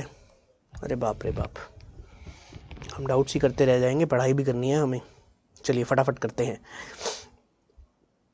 If an Indian citizen lost all their documents due to flood or other calamities, can't procure their documents, what will happen? See, tribunals होते हैं, वो डिसाइड करते हैं कि अगर आपके डॉक्यूमेंट्स नहीं भी मिल रहे हैं तो आपको अपॉर्चुनिटी दी जाती है कुछ और डॉक्यूमेंट्स शो करने की, जिससे पता लग जाए कि आप यहीं पर रह रहे हैं, काफ़ी समय से रह रहे हैं, आपका काम है यहाँ पर। अगर फिर भी नहीं प्रोक्योर कर पाते तो ट्रिब्यूनल डिसीजन लेता है और मोस्ट केसेस में आपको डिक्लेयर कर दिया जाता है illegal migrant. As the time is not much left right now, please tell, should we read PDF plus notes or books also? Okay, those who are preparing for 2023, they don't need to read books now. You don't have the luxury to read books. Those who are preparing for 2024 and onwards, they can read books. So those who are going for 2023 only, you guys should be, just stick to notes, stick to PDF, stick to write all these things which are being discussed in the class, stick to only these things. And more importantly, if you're giving tests, all those things should be done. Don't worry, there will be a lot of things which you don't know. You are not supposed to know everything. All you are supposed to do is mark the correct answer in PT. That means reject those which are logically not correct and reject those which you know are factually not correct. सब कुछ factually याद नहीं होगा, logically भी कुछ conclusions निकालनी पड़ेंगी, तो लॉजिकली से निकाल के कुछ क्वेश्चंस होंगे, फैक्चुअल कुछ डिटेल्स आएंगी, वो क्वेश्चंस होंगे, और कुछ क्वेश्चन छोड़ के आएंगे हम। तो टेंशन नहीं लेनी है, बार बार पढ़ो, but PDF, notes and maybe tests more than sufficient. Books as of now मत पढ़िए क्योंकि आपके पास टाइम कम है। Sir, is the concept of free Tibet a concept of a nation or nation state? No. Vidisha, when they are asked for a free Tibet, they are asking for a state also. They are asking for a territory also. So it's a concept of nation state. ठीक है, अभी वो जो तिब्बतियंस हैं जो India में रह रहे हैं, रिफ्यूजीज हैं, they are asking Tibet back. तो वो टेरिटरी भी चाहते हैं और उस टेरिटरी में वो लोग रहेंगे जिनका आपस में भाईचारा है, आपस में ब्रदरहुड है। तो वो पूरा का पूरा नेशन स्टेट का ही कॉन्सेप्ट है, बट उसमें स्टेट मिलेगी या नहीं मिलेगी वी डोंट नो। चाइना देगा या नहीं, नहीं देगा, कभी नहीं देगा चाइना। ठीक है, next, a person made some big scam in India and then fled to foreign country and voluntarily acquires citizenship of another country. In this case, his citizenship of India will cancel. Now, if the person has brought back to Indian court for his scam, now as he is citizen of foreign country, then how all the rules and laws will affect him because he made the scam and became citizen of foreign country. स्पंदन, अगर कोई इंसान यहाँ पे scam करके बाहर जा रहा है और बाहर की सिटीजनशिप ले रहा है, इंडिया का सिटीजन नहीं रहा है, और यहाँ पे वापस लाया जा रहा है प्रोसिक्यूट करने के लिए, तो प्रोसिक्यूशन के लिए ऐसा नहीं है कि सिटीजन के लिए प्रोसिक्यूशन के लॉज अलग हैं और नॉन सिटीजन के लिए प्रोसिक्यूशन के लॉज अलग हैं। सिर्फ और सिर्फ foreign dignitaries, visiting heads of state, foreign diplomats, ये सब इम्यून होते हैं from the rule of law. एक नॉर्मल इंसान, चाहे वो फॉरेनर ही क्यों ना हो, अगर उसने इंडिया में क्राइम किया है, he will be subject to the Indian laws. तो चाहे आप जाकर बाहर से ले लीजिए, चाहे आप जाकर बाहर की सिटीजनशिप ले लीजिए, पर आप अगर वापस इंडिया लाए जा रहे हैं, आपको एक्स्ट्राडाइट किया जा रहा है यहाँ पर, तो यहाँ पर Indian laws will be applicable for you because you have committed a crime within the Indian territory even if you are not a citizen of India. ऐसा नहीं है कि लॉज आप पर नहीं लगेंगे, लॉज तो लगेंगे आप पर भी। वो सिर्फ कुछ लोगों को एक इम्यूनिटी दी गई है जो कि सिर्फ visiting heads of the states हैं, कुछ हाई डिग्निटरीज हैं या फॉरेन डिप्लोमैट्स हैं। अगर कोई फॉरेन डिप्लोमैट इंडिया में कोई क्राइम करता है तो उनको नहीं प्रोसिक्यूट किया जाता, उनको भेज दिया जाता है उनकी कंट्री वापस। बट एक नॉर्मल इंसान, विजय माल्या जी यहाँ से गए हैं कुछ कर कर, फ्यूजिटिव बन गए हैं, वहाँ की सिटीजनशिप ले लें चाहे, वहाँ के सिटीजनशिप को भी यहाँ लाया जा सकता है because they have committed a crime here. That happens on a different level whereby country to country extradition का प्रोसेस होता है। एक्स्ट्राडिशन का प्रोसेस मतलब एक इंसान को लाना वापस उस ज्यूरिसडिक्शन में जहाँ पे क्राइम हुआ है ताकि वहाँ पे उसके ऊपर केस चल सके, इसे एक्स्ट्राडिशन बोलते हैं। हमारी एक्स्ट्राडिशन की जो प्रोविजंस हैं वो यूके के साथ बहुत अच्छी नहीं है, इसीलिए यूके से कोई वापस नहीं आ पा रहा है। आपको क्यों लगता है कि सभी लोग यूके ही क्यों जाते हैं? ललित मोदी जी भी यूके गए, विजय माल्या जी भी यूके गए। यूएस नहीं पसंद क्या उन्हें? ऑस्ट्रेलिया नहीं पसंद क्या उन्हें?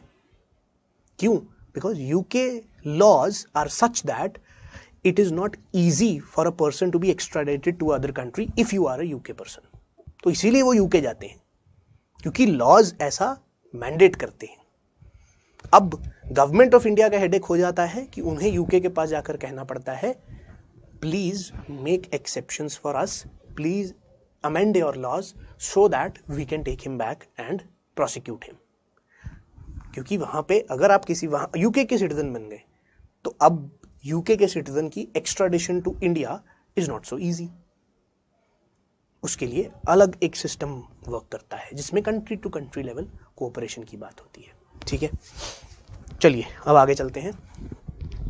Now we come to the next topic, election commission of India. Now before we talk about election commission of India, we have some bodies, okay, as a part of our syllabus. The bodies can be divided into constitutional bodies and the bodies can be divided into non-constitutional bodies also, okay, non-constitutional or extra constitutional bodies. When it comes to constitutional bodies, we have bodies which are important: Election Commission of India, we have the CAG, we have the Finance Commission, we have the UPSC, we have NCSC, NCST and NCBC. These are the important constitutional bodies. When it comes to extra constitutional bodies, we have statutory bodies which are formed by a statute, law है जिनके लिए, and we have non statutory bodies जिनके लिए law नहीं है कुछ, but वो भी bodies important हैं. ऐसी भी कुछ bodies exist करती हैं. नॉन स्टैट्यूटरी बॉडीज में बॉडीज आती हैं लाइक नीति आयोग, ठीक है, और स्टैट्यूटरी बॉडीज में आती हैं bodies like NHRC, national commission for women, national commission for minorities, ये M माइनॉरिटीज है, W वुमेन है, नेशनल कमीशन फॉर वुमेन. उसके बाद कुछ बॉडीज आती हैं जो इंपॉर्टेंट हैं, जैसे कि CBI, जैसे कि CVC. उसके बाद और कौन सी बॉडी है, CIC and bodies like Lokpal. These are statutory bodies, these are non-statutory bodies. This is how we classify different kinds of bodies. Okay. Now, on the basis of the previous questions which are asked by UPSC, you will realize most of the times UPSC has restricted itself to constitutional bodies. There have been very few questions on extra constitutional bodies. I'm not saying that they are not coming, but there have been few questions. For example, there has been questions on NHRC and CBI, primarily because they have been in the news a lot, CBI and NHRC. There have been mains questions from this. Sorry. There have been PT plus mains question from this. Okay. We will cover all the bodies, don't worry. We'll start with the Election Commission. We'll give more emphasis to constitutional bodies, lesser emphasis to extra constitutional, primarily because of the reason that they hold lesser importance. But when it comes to bodies, we have to deal with it in a different manner, because काफ़ी सारी bodies हैं और काफ़ी सारी bodies में काफ़ी सारी factual information है. अब उसको handle करने के लिए, PT के लिए, we need to have some kind of a plan. We'll understand that. उसको हम करेंगे एक तरीके से, क्लास में ही वो तरीका करेंगे, उसी तरीके से मैं चाहूँगा कि आप उस चीज़ को रिवाइज भी करिए.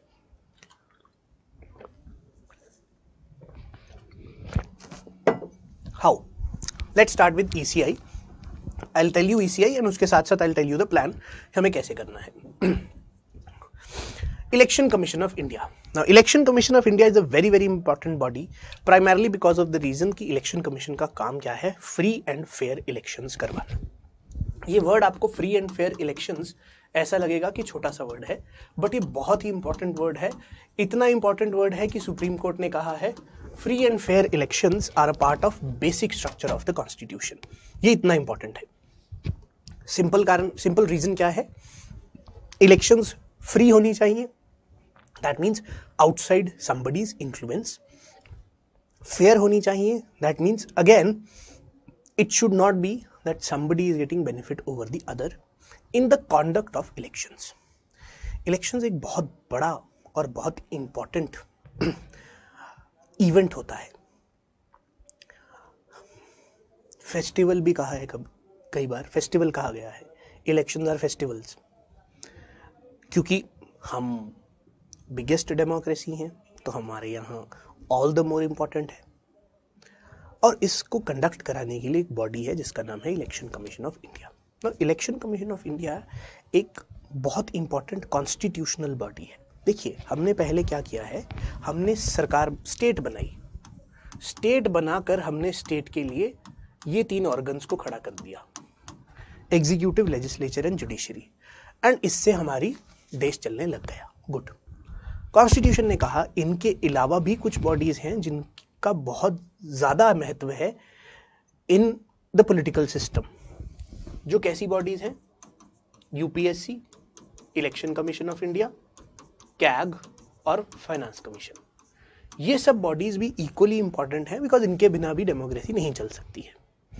अब एग्जीक्यूटिव, लेजिस्लेचर, जुडिशरी अपना काम कर रहे हैं, बट जब इलेक्शन करवानी है, इसके लिए लेजिस्लेचर में कौन आके बैठेगा? तो मुझे एक बॉडी चाहिए, इलेक्शन कमीशन ऑफ इंडिया। और ये जो बॉडी है ये इंडिपेंडेंट होनी चाहिए, ताकि जो भी आकर लेजिस्लेचर में बैठेगा वो एक्चुअली लोगों का प्रतिनिधि होना चाहिए। A person needs to be truly a representative of people and he should come and then sit in the legislature. पर इसके लिए कौन कंडक्ट करेगा election? Election commission of India. Election commission of India के लिए सबसे इंपॉर्टेंट चीज क्या है? Election commission of India should be necessarily independent body outside anybody's influence. ये सबसे बड़ी इंपॉर्टेंट कंसिडरेशन है इलेक्शन कमीशन ऑफ इंडिया के लिए, कि ये बॉडी हमेशा इंडिपेंडेंट होगी, क्योंकि जब तक अगर ये इंडिपेंडेंट नहीं होगी तो मेरे लिए प्रॉब्लम है। क्या प्रॉब्लम है? फ्री एंड फेयर इलेक्शंस नहीं होंगी। फ्री एंड फेयर इलेक्शंस नहीं होंगी तो मेरी जो सरकार है वो लेजिटिमेट नहीं होगी। लेजिटिमेट क्या जायज है जो सरकार बैठकर काम कर रही है? वो तभी जायज है अगर इलेक्शन फ्री एंड फेयर है। ये है हमारे सिटीजन्स। सिटीजन्स को स्टेट का एक ऑर्गन लेजिस्लेचर, इसमें लोगों को भेजना है। बीच में प्रोसेस है इलेक्शंस का, जो कि इलेक्शन कमीशन ऑफ इंडिया करवाएगा। अगर ये इलेक्शंस फ्री एंड फेयर नहीं हुई तो यहां से जो सिटीजन्स चाह रहे थे वो लोग तो गए नहीं, अगर इलेक्शन ही रिग्ड है। तो जो सिटीजन चाहते थे वो तो यहां रिफ्लेक्ट ही नहीं हुआ। डेमोक्रेसी क्या कहती है? सिटीजन्स पावरफुल है, सिटीजन एम्पावर्ड है, रूल सिटीजन्स करेंगे। करते कैसे हैं? अपने रिप्रेजेंटेटिव्स को भेजकर। पर अगर इस प्रोसेस में इलेक्शंस ही फेयर नहीं है तो सिटीजन्स तो ये चाह ही नहीं रहे जो यहाँ जाकर बैठे हैं। लेजिस्लेचर से सरकार भी आ गई, तो लेजिस्लेचर भी प्रॉब्लमेटिक है, सरकार भी प्रॉब्लमेटिक है, दोनों जायज़ नहीं है। और तब हम कहते हैं लेजिटिमेसी ऑफ द गवर्नमेंट नहीं है। सरकार जायज़ नहीं है, सरकार नाजायज़ है जो बैठकर रूल कर रही है। तब अगर फ्री एंड फेयर इलेक्शन नहीं होंगे तो फ्री एंड फेयर इलेक्शन बहुत जरूरी है। इसीलिए सुप्रीम कोर्ट ने कहा free and fair elections are part of basic structure. अब free and fair elections part of basic structure हैं, फ्री एंड फेयर इलेक्शंस बहुत इंपॉर्टेंट है, तो जो बॉडी उसको करवा रही है वो भी तो इतनी इंपॉर्टेंट है। तो जो बॉडी करवा रही है उस बॉडी में कौन जाकर बैठ रहा है? एक चीफ इलेक्शन कमिश्नर और कुछ इलेक्शन कमिश्नर्स। उनकी अपॉइंटमेंट कैसे है? कौन करेगा उनको अपॉइंट?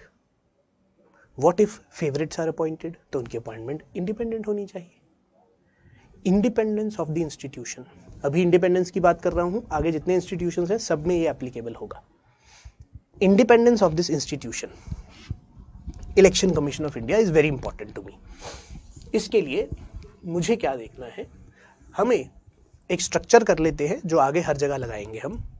कभी भी किसी भी इंस्टीट्यूशन की इंडिपेंडेंस देखनी है, और सवाल इंडिपेंडेंस पे आएगा। किसी भी इंस्टीट्यूशन की इंडिपेंडेंस देखनी है तो कैसे देखोगे? इंडिपेंडेंस दिखेगी तीन चीजों से।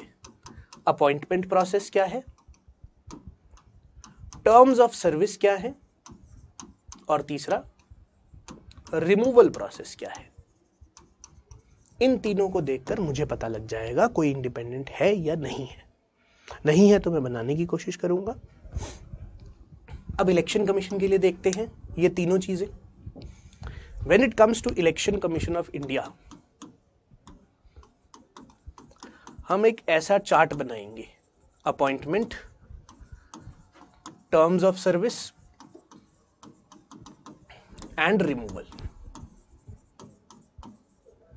ठीक है, आई एज्यूम कि आप लोग भी मेरे साथ बना रहे हैं। इलेक्शन कमीशन ऑफ इंडिया के लिए अपॉइंटमेंट कैसे होती है? प्रेसिडेंट अपॉइंट करते हैं एक चीफ इलेक्शन कमिश्नर और not more than 4 election commissioners. एक चीफ इलेक्शन कमिश्नर अपॉइंट करते हैं, 4 से ज्यादा इलेक्शन कमिश्नर्स नहीं अपॉइंट कर सकते।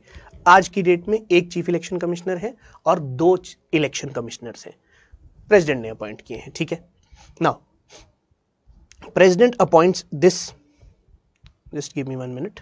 Yes, president appoints this as per the constitution.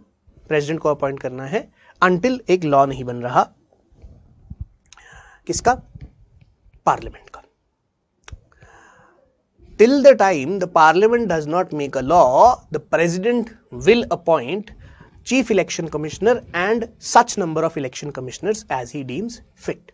Okay, इनको अपॉइंट कर लिया.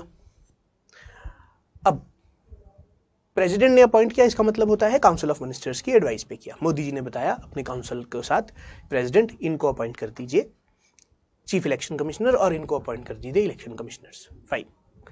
ये प्रोसेस जो था प्रॉब्लमैटिक था. देखिए, अभी मैंने आपको बताया कि इंडिपेंडेंस देखने के लिए अपॉइंटमेंट देखनी है. अपॉइंटमेंट अगर प्रेसिडेंट कर रहे हैं, प्रेसिडेंट कर रहे हैं मतलब काउंसिल ऑफ मिनिस्टर्स कर रहे हैं. अगर अपॉइंटमेंट प्रेसिडेंट कर रहे हैं मतलब सरकार कर रही है अपॉइंट. सरकार कर रही है तो सरकार फेवरेट्स को भी कर सकती है अपॉइंट. तो हम ऐसे सिचुएशन में क्या कहते हैं कि अपॉइंटमेंट ऐसी नहीं होनी चाहिए जो प्रेसिडेंट करे. इसके अलावा एक बेटर तरीका ये है कि प्रेसिडेंट अपॉइंट तो करे बट काउंसिल ऑफ मिनिस्टर्स के कहने पर नहीं, एक कमेटी के कहने पर, और उस कमेटी में क्या हो, कुछ रिप्रेजेंटेटिव्स हो जो सरकार के नहीं हैं.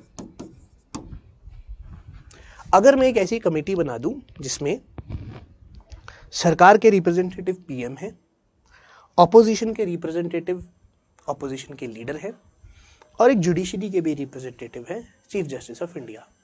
अब ये तीनों मिलकर जिसको अपॉइंट करेंगे, पॉसिबिलिटी ज़्यादा है कि वो इंसान कम बायस्ड होगा. पॉसिबिलिटी है, हमें नहीं पता. Finally at the end of the day कोई बायस्ड है या नहीं है जो चीफ इलेक्शन कमिश्नर है, वी डोंट नो. बट हमारा कोशिश है कि प्रोसेस को जितना अच्छा हो सकता है वैसा बनाएं. तो हम कहते हैं बजाय कि प्रेसिडेंट काउंसिल ऑफ मिनिस्टर्स के कहने पर अपॉइंटमेंट करे, प्रेसिडेंट को कमेटी के कहने पर अपॉइंटमेंट करनी चाहिए. हम ऐसा आर्ग्यूमेंट देते हैं for independence in terms of appointment. Now supreme Court की जजमेंट आई है लास्ट मंथ में, जिसमें सुप्रीम कोर्ट ने कहा है कि एक कमेटी को रिकमेंडेशन देनी है to the president to appoint chief election commissioner and election commissioners. March 2023 से पहले प्रेसिडेंट अपॉइंट कर रहे हैं चीफ इलेक्शन कमिश्नर और इलेक्शन कमिश्नर्स को काउंसिल ऑफ मिनिस्टर्स के कहने पर. मार्च 2023 के बाद प्रेसिडेंट अपॉइंट करेंगे काउंसिल ऑफ मिनिस्टर्स के कहने पर नहीं, बट इस कमेटी के कहने पर. ये कमेटी नाम रेकमेंड करेगी, उसी को प्रेसिडेंट को अपॉइंट करना पड़ेगा as a chief election commissioner and election commissioner. ये सुप्रीम कोर्ट की रूलिंग लास्ट मंथ आई है अभी. ठीक है, सॉरी दिस मंथ आई है अभी, मार्च चल रहा है अभी. तो ये हमें याद रखना है, बहुत इंपॉर्टेंट है एग्जामिनेशन परस्पेक्टिव से भी. Appointment, first thing, appointment change हो चुकी है. President on recommendation of a committee. ठीक है. Now what are the terms of service? Election commission of India में चीफ इलेक्शन कमिश्नर और आज की डेट में 2 इलेक्शन कमिश्नर्स हैं. इनकी टर्म्स ऑफ सर्विस क्या है? Both enjoy the status of जज ऑफ सुप्रीम कोर्ट. स्टेटस जज ऑफ सुप्रीम कोर्ट जैसा है. स्टेटस जज ऑफ सुप्रीम कोर्ट मतलब कि इनका जो सैलरी स्ट्रक्चर है, इनका जो टेन्योर है, वो सिमिलर है टू द जज ऑफ सुप्रीम कोर्ट. ये मतलब है ये 6 साल या 65 ईयर्स ऑफ एज, जो भी पहले होगा उसके लिए अपॉइंट किए जाएंगे. अब आइए रिमूवल. जो चीफ इलेक्शन कमिश्नर है उनका रिमूवल होगा किस तरीके से? रिमूवल लाइक दैट ऑफ जज of supreme court.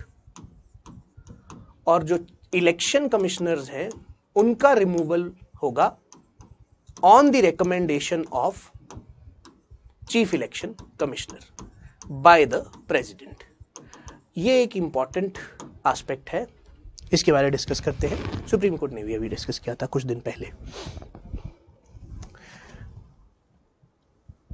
Appointment on the basis of committee, they enjoy the status of judge of Supreme Court, in which they will be appointed for a term of 6 years or 65 years.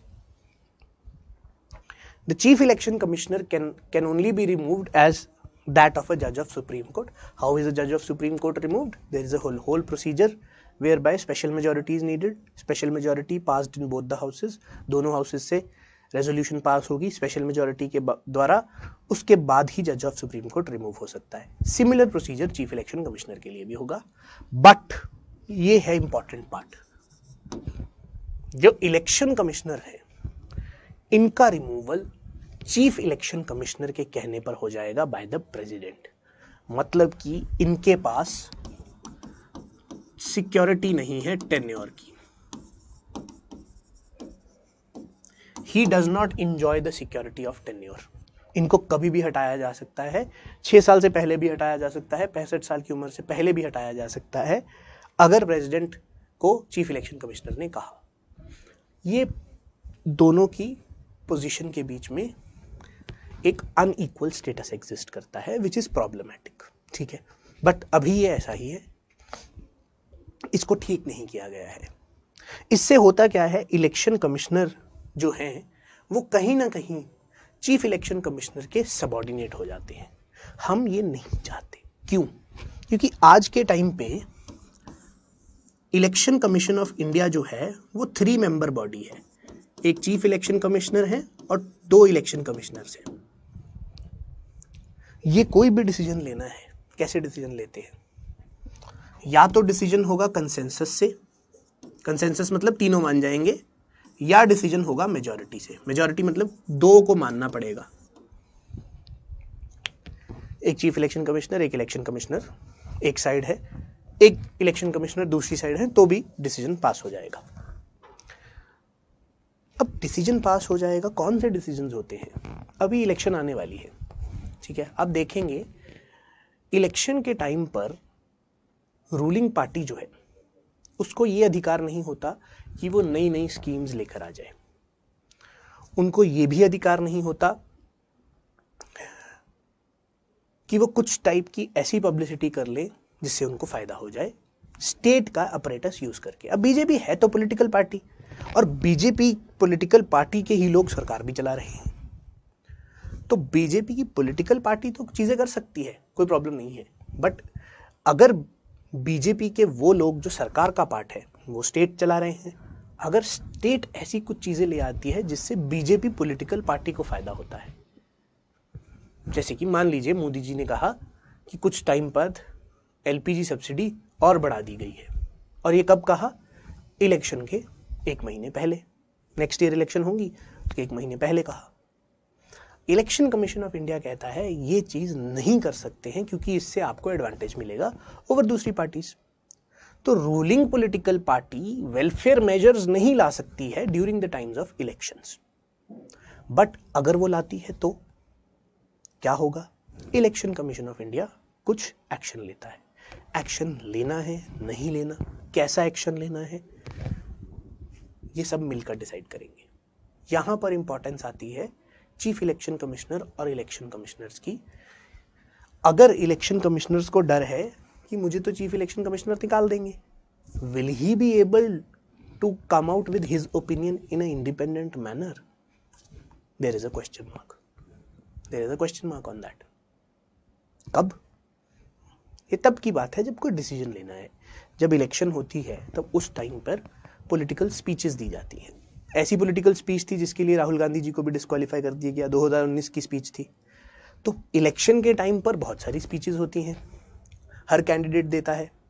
क्या आप किसी भी type की speech दे सकते हैं? नहीं दे सकते हैं, उसके ऊपर भी रिस्ट्रिक्शंस है। आप हेट स्पीच नहीं दे सकते हैं, आप रिलीजन के बेस पर अपील नहीं कर सकते हैं वोट्स की, आप कम्युनिटी के बेस पर, कास्ट के बेस पर अपील नहीं कर सकते हैं वोट्स के लिए। अगर आप करेंगे तो वो गलत प्रैक्टिस है। उसके बारे में लिखा हुआ है, आरपीए के एक्ट में लिखा है कि ये करप्ट प्रैक्टिस है या फिर इलेक्टोरल ऑफेंस है। अगर करप्ट प्रैक्टिस है तो भी केस डाला जा सकता है आप पर, अगर इलेक्टोरल ऑफेंस है तो क्रिमिनल केस डाला जा सकता है आप पर। बट केस डालना है या नहीं डालना, कौन डिसाइड करेगा?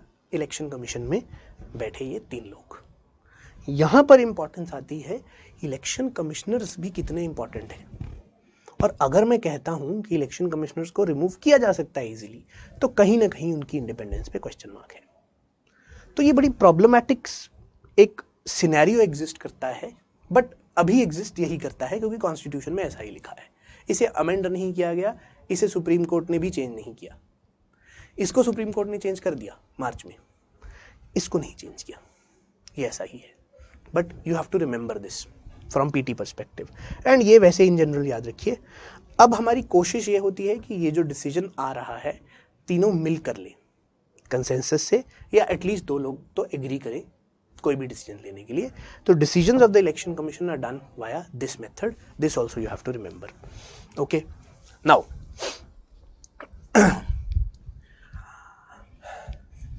we will make this kind of a chart for other bodies also, and I will make another column. This column will be miscellaneous provisions. Miscellaneous provisions में कुछ provisions आएंगी। कैसी provisions? Stay with me. अब देखिए, किसी भी body को independent बनाने के लिए हम ये भी कहते हैं कि बॉडी में जो भी मेंबर्स हैं उनको स्टेट के अंदर एम्प्लॉयमेंट नहीं दी जाए। मान लीजिए कोई इंसान है जो ऐसी बॉडी को ऑक्यूपाई कर रहा है, chief election commissioner, whatever be the case. उन्होंने 5-6 साल तक अपनी पोजीशन में काम किया। काम करने के बाद वो रिटायर हो गए, 6 ईयर्स या 65 ईयर, जो भी पहले आ गया। अब जब वो रिटायर हो गए तो वो क्या करेंगे? घर पे चले जाएंगे अपने। उनके पास क्या ऑप्शन है? उनके पास ऑप्शन है घर पे चले जाए, उनके पास ऑप्शन है घर पे ना जाए, कोई और काम कर ले।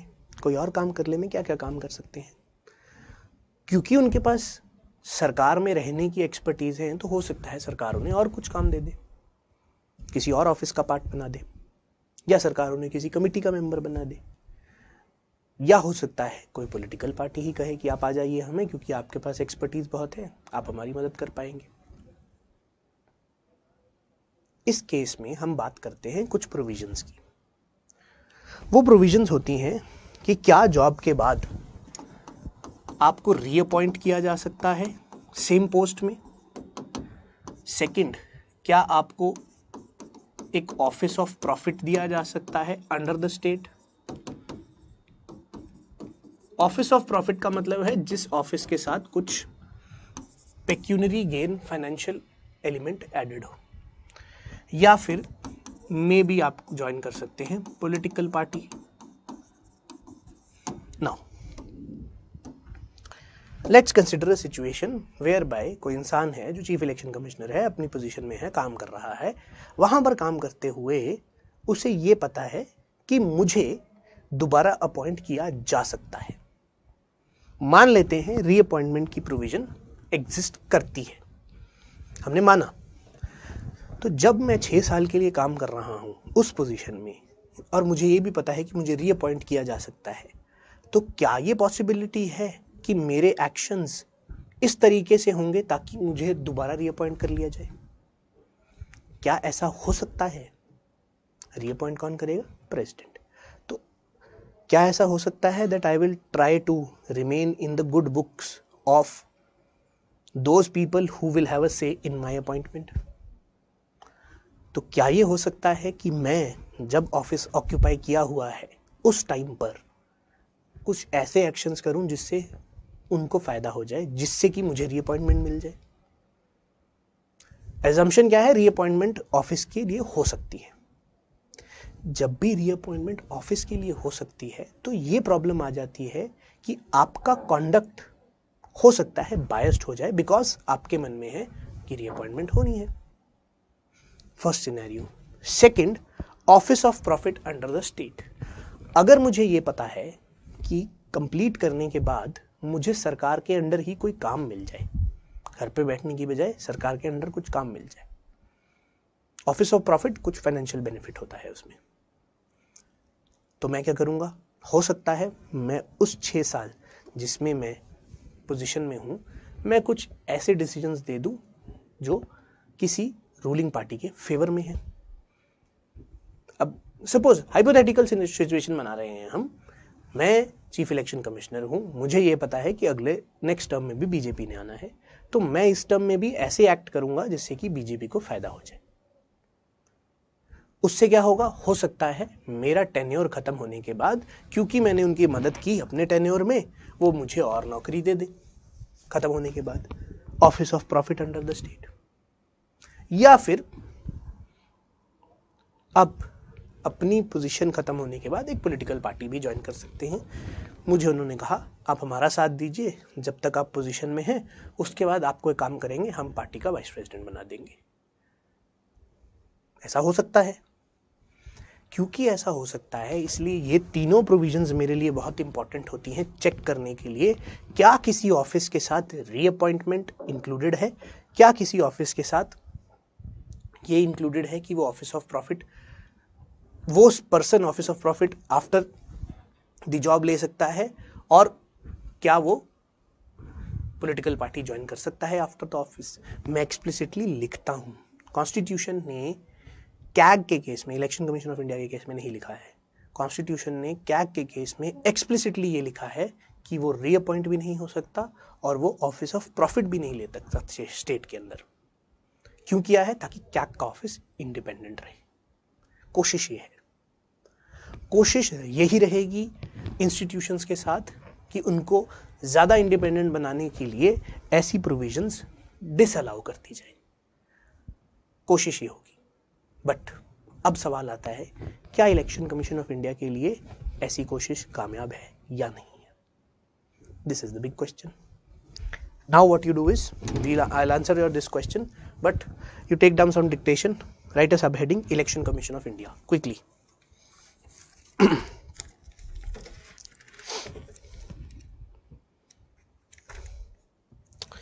Election Commission of India, subheading लिखिए and write under Article 342, under Article 324, under Article 324 subclause 2, under Article 324 subclause 2, the Election Commission of India shall consist of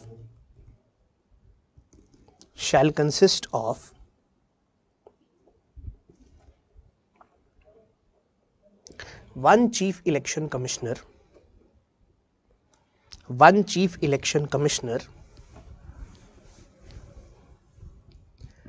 and such number of election commissioners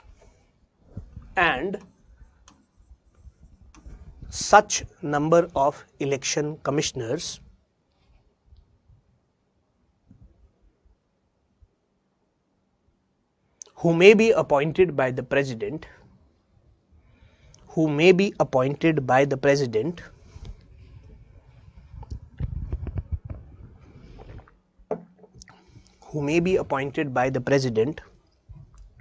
from time to time, subject to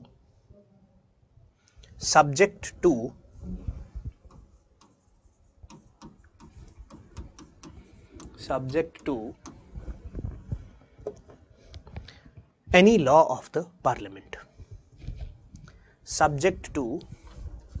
law of the parliament.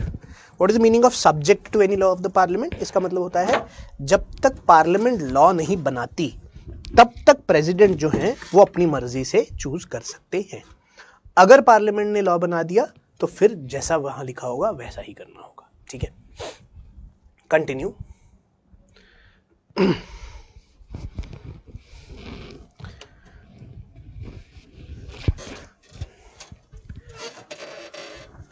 Write in next paragraph, the president has been appointing the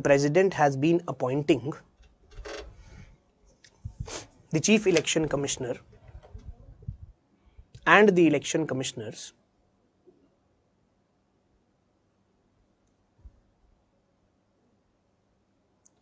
on the aid and advice of Council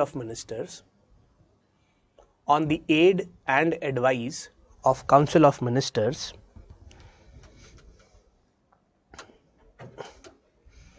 full stop, till 1989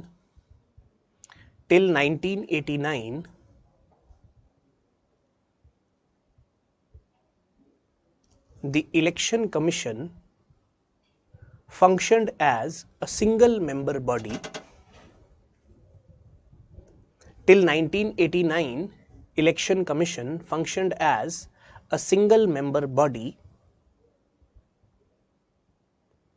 consisting of only chief election commissioner.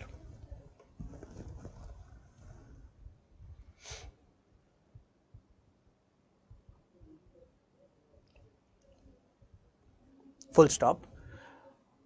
In 1989, two election commissioners were appointed. In 1989, two election commissioners were appointed in addition to the chief election commissioner. In 1989, two election commissioners were appointed in addition to the chief election commissioner, but they were not given the same status as that of chief election commissioner. But they were not given the same status as that of chief election commissioner.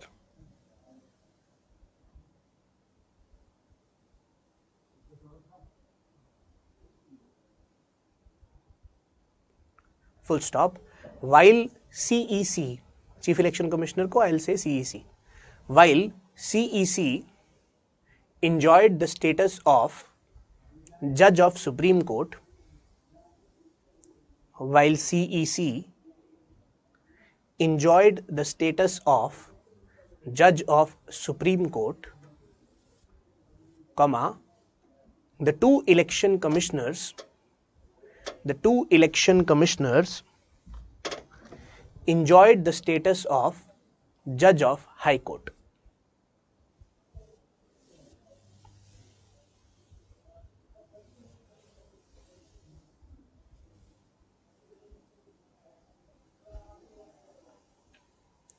While CEC enjoyed the status of Judge of Supreme Court, the two election commissioners enjoyed the status of Judge of High Court. Next paragraph. In 1991, Parliament passed a law. In 1991, Parliament passed a law. Which was that law? This was the law. In 1991, the Parliament passed a law called as the Election Commission of India,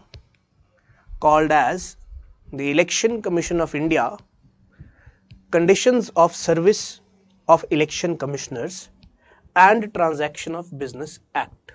It is written on the board. The Election Commission of India, Conditions of Service of Election Commissioners and Transaction of Business Act. Act का नाम है, please remember it.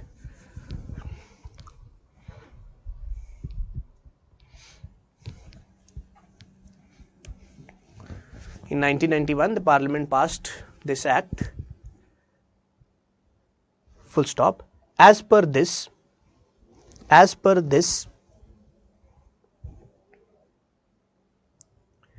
the Election Commission of India became a multi-member body. As per this, the Election Commission of India became a multi-member body having one chief election commissioner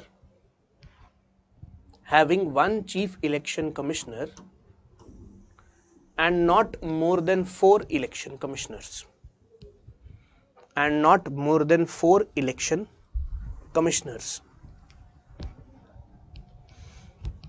So Constitution कहता है one chief election commission and such number of election commissioners till the time Parliament makes a law.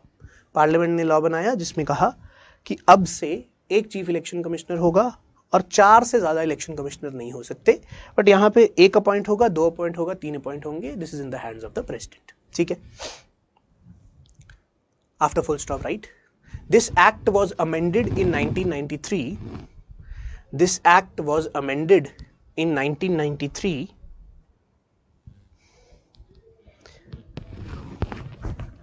and since then,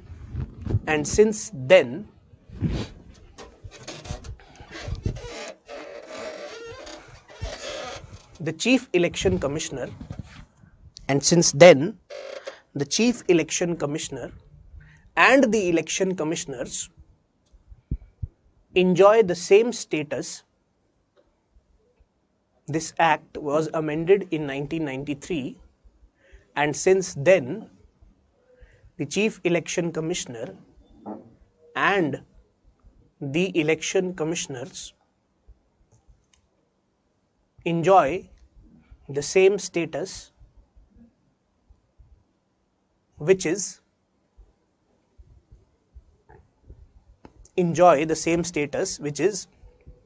as that of the judge of Supreme Court.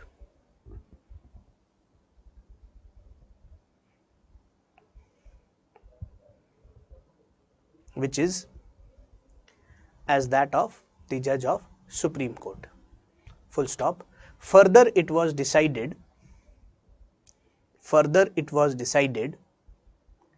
that the decisions of the Election Commission of India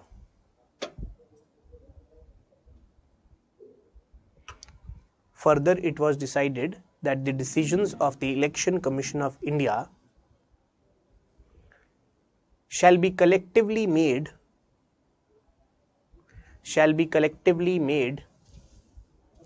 either on the basis of consensus. Consensus means all the people who are occupying posts in the Election Commission of India. All the people means one Chief Election Commissioner and जितने भी election commissioners appointed हैं.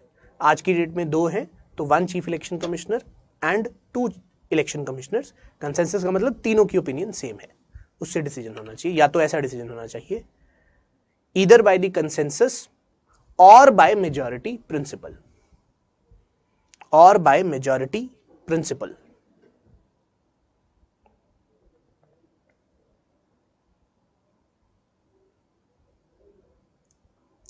Okay. Next paragraph.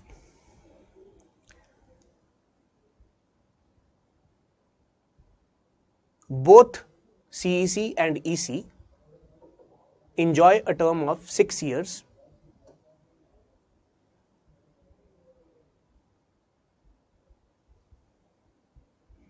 Both CEC and election commissioners enjoy a term of 6 years.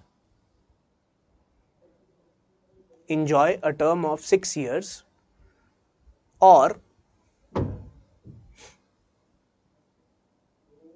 till they attain the age of 65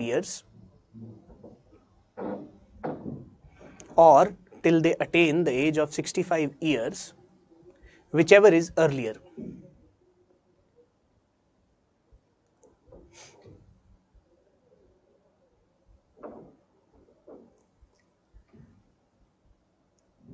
Next paragraph.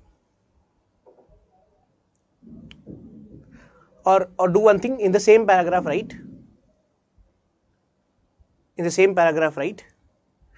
CEC and EC are not eligible for reappointment. CEC and EC are not eligible for reappointment after their tenure.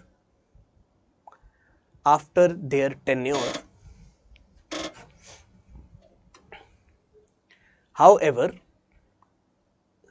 an election commissioner may be reappointed as a chief election commissioner.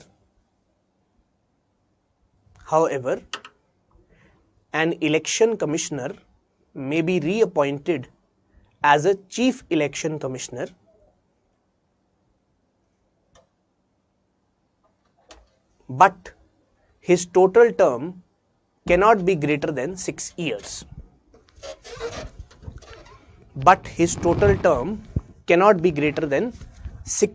years. Meaning, before I tell you the meaning, write in bracket, this is under conventions and not as per constitution. This is under convention and not as per constitution.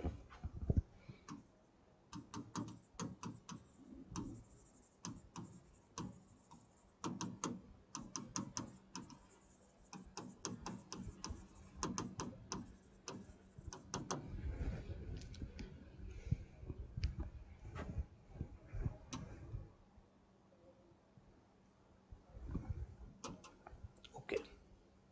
Now,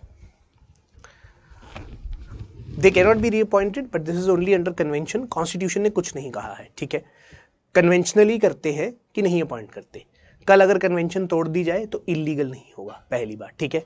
कल अगर same इंसान को दोबारा reappoint कर दिया जाए तो illegal नहीं होगा, क्योंकि लीगल बार नहीं है, कन्वेंशनल बार है. कन्वेंशनल का मतलब काफी टाइम समय से ऐसा चलता आ रहा है और चलता आ रहा है, लॉ में नहीं लिखा है, पहली बात. दूसरी बात, इलेक्शन कमिश्नर को दोबारा अपॉइंट किया जा सकता है as a chief election commissioner, but total term मतलब जब वो इलेक्शन कमिश्नर थे और चीफ इलेक्शन कमिश्नर रहे हैं, टोटल टर्म फिर भी 6 साल ही रहनी चाहिए.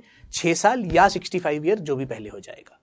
तो रीअपॉइंटमेंट इलेक्शन कमिश्नर की तो अलाउड है, subject to the fact that total term should be 6 years and subject to 65 years of age, but chief election commissioner की नहीं है रीअपॉइंटमेंट, ठीक है. Please remember this. Next paragraph please write. While the CEC enjoys the security of tenure, while the CEC enjoys the security of tenure, as he cannot be removed,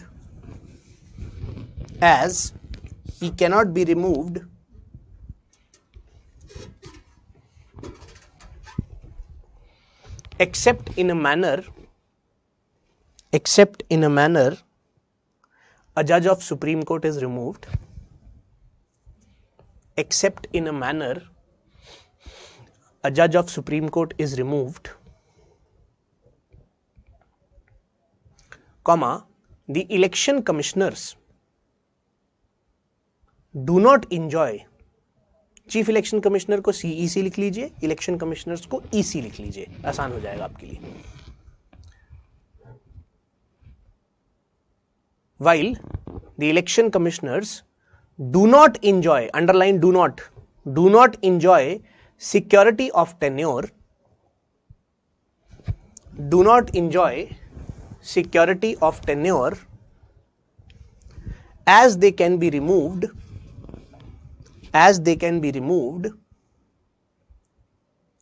merely on the recommendation of chief election commissioner, merely on the recommendation of chief election commissioner.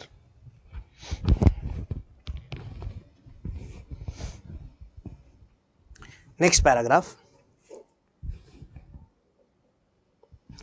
Neither the constitution nor the 1991 act, next paragraph में लिखेंगे, neither the constitution nor the 1991 act nor the conventions prohibit a member of election commission, neither, I'll repeat, neither the constitution nor the 1991 act nor the conventions prohibit a member of election commission from taking up an office of profit,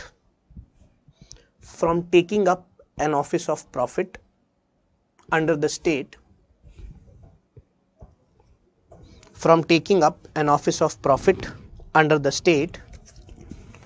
or joining a political party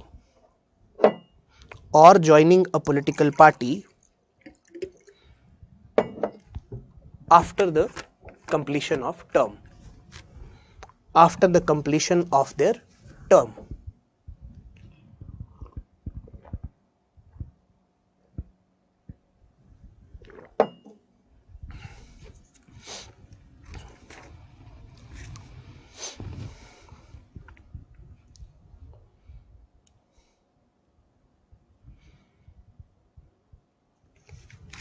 Okay, so These are the 3 or 4 things which you have to remember with respect to Election Commission of India. Plus, I told you these 3 things. With respect to reappointment, they are not done, but it is only under conventions. Okay, conventions can be broken. The conventions were broken at the time of Indira Gandhi also. Office of profit under the state or joining political party, both of these things are not prohibited to the officers of the Election Commission of India. Fine. Please remember these 2 things. They are important. Now, what you do is, there are problems. There were certain problems. One problem was, appointment was done by the president. This problem has been taken care of by the Supreme Court in March 2023. Very recently the order came, so this is important for examination perspective. Now the remaining problem is, they should also get security of tenure, and the remaining problem is, this should be taken care of. All the 3 things. This is under convention, make it into law. This is not prohibited, make it into law and write it explicitly that it should not be done. Till the time it is not done, we will continue to say that the autonomy of Election Commission of India is only limited. कहीं ना कहीं उसके ऊपर सवाल उठाया जा सकता है. एक बहुत इंपॉर्टेंट एस्पेक्ट अपॉइंटमेंट का था, but that has been taken care of the Supreme Court. Fine. What you do is, next sub heading जल्दी से लिखिए, recommendations to strengthen the autonomy of Election Commission of India. Recommendations to strengthen the autonomy of Election Commission of India. Right. First point.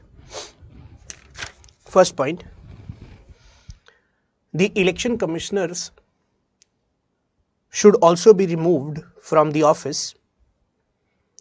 The election commissioners should also be removed from the office. The election commissioners should also be removed from the office in the same manner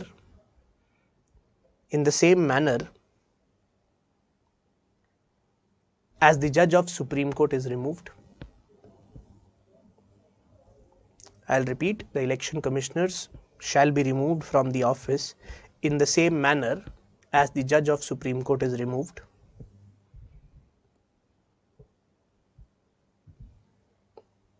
Second point, the members of Election Commission of India, ECI, the members of Election Commission of India shall be prohibited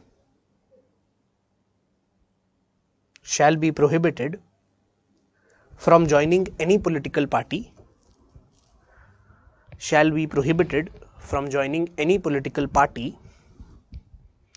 for at least 10 years after the retirement.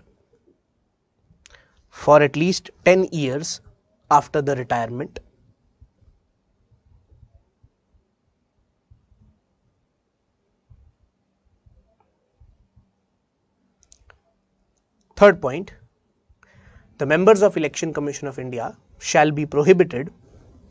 Third point, the members of Election Commission of India shall be prohibited from taking up an office of profit under the state. Shall be prohibited from taking up an office of profit under the state after the retirement.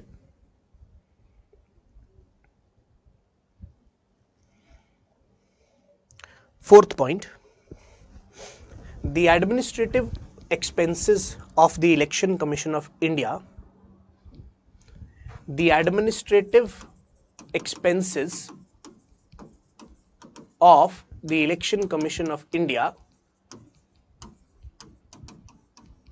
shall be charged on the Consolidated Fund of India. The administrative expenses of the Election Commission of India shall be charged on the Consolidated Fund of India. What is the meaning of this charged on the Consolidated Fund of India? It means the expenditure for the Election Commission of India should be not required to be voted upon by the Parliament. I assume कि आपने charged expenditure पढ़ लिया होगा. Charged expenditure वो expenditure होता है जिसके लिए पार्लियामेंट की अप्रूवल की ज़रूरत नहीं होती. ये स्पेशल एक्सपेंडिचर होता है जो करना ही करना है. इलेक्शन कमीशन ऑफ इंडिया के ऑफिस के लिए जो भी एक्सपेंडिचर है उसकी परमिशन हर साल लेनी पड़ती है पार्लियामेंट से. जब हम 2 बजे कैग या फाइनेंस कमीशन पढ़ेंगे, कैग के ऑफिस के लिए कहा जाता है कोई परमिशन नहीं चाहिए पार्लियामेंट से, आप वहाँ के ऑफिस का खर्चा जितना मर्जी जैसे मर्जी कर सकते हैं. उसे बोला जाता है charged expenditure. Election commission is also asking for the same privilege whereby their expenditure should not be subject to the approval of the Parliament. This is the meaning of charged expenditure on the Consolidated Fund of India. As of now, their expenditure is not charged. They are saying our expenditure should be charged on the Consolidated Fund. ठीक है. Next point. The Election Commission of India should be given the power to deregister a political party.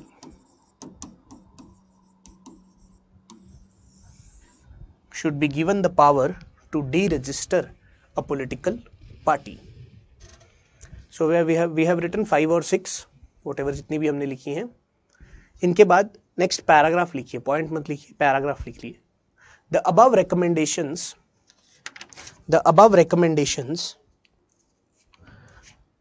are given by the Election Commission of India to the government. The above recommendations are given by the Election Commission of India to the government. So the Election Commission itself is saying, do all these things. This will make the institution more autonomous, more independent.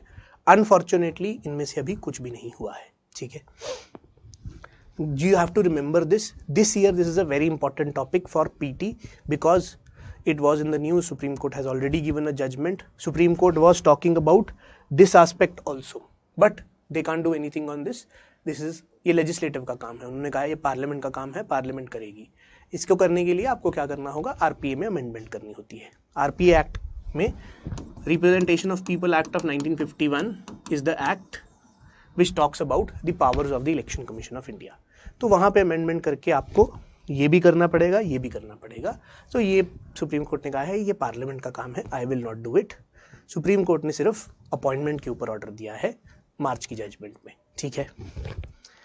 With this now we know that election commission of India as a body, what is the appointment, what are the terms of service, what are the removal conditions, what are certain miscellaneous conditions, what are the problems, and with respect to the problems there are certain recommendations also. Okay, this you have to remember. Now after this what we need to understand is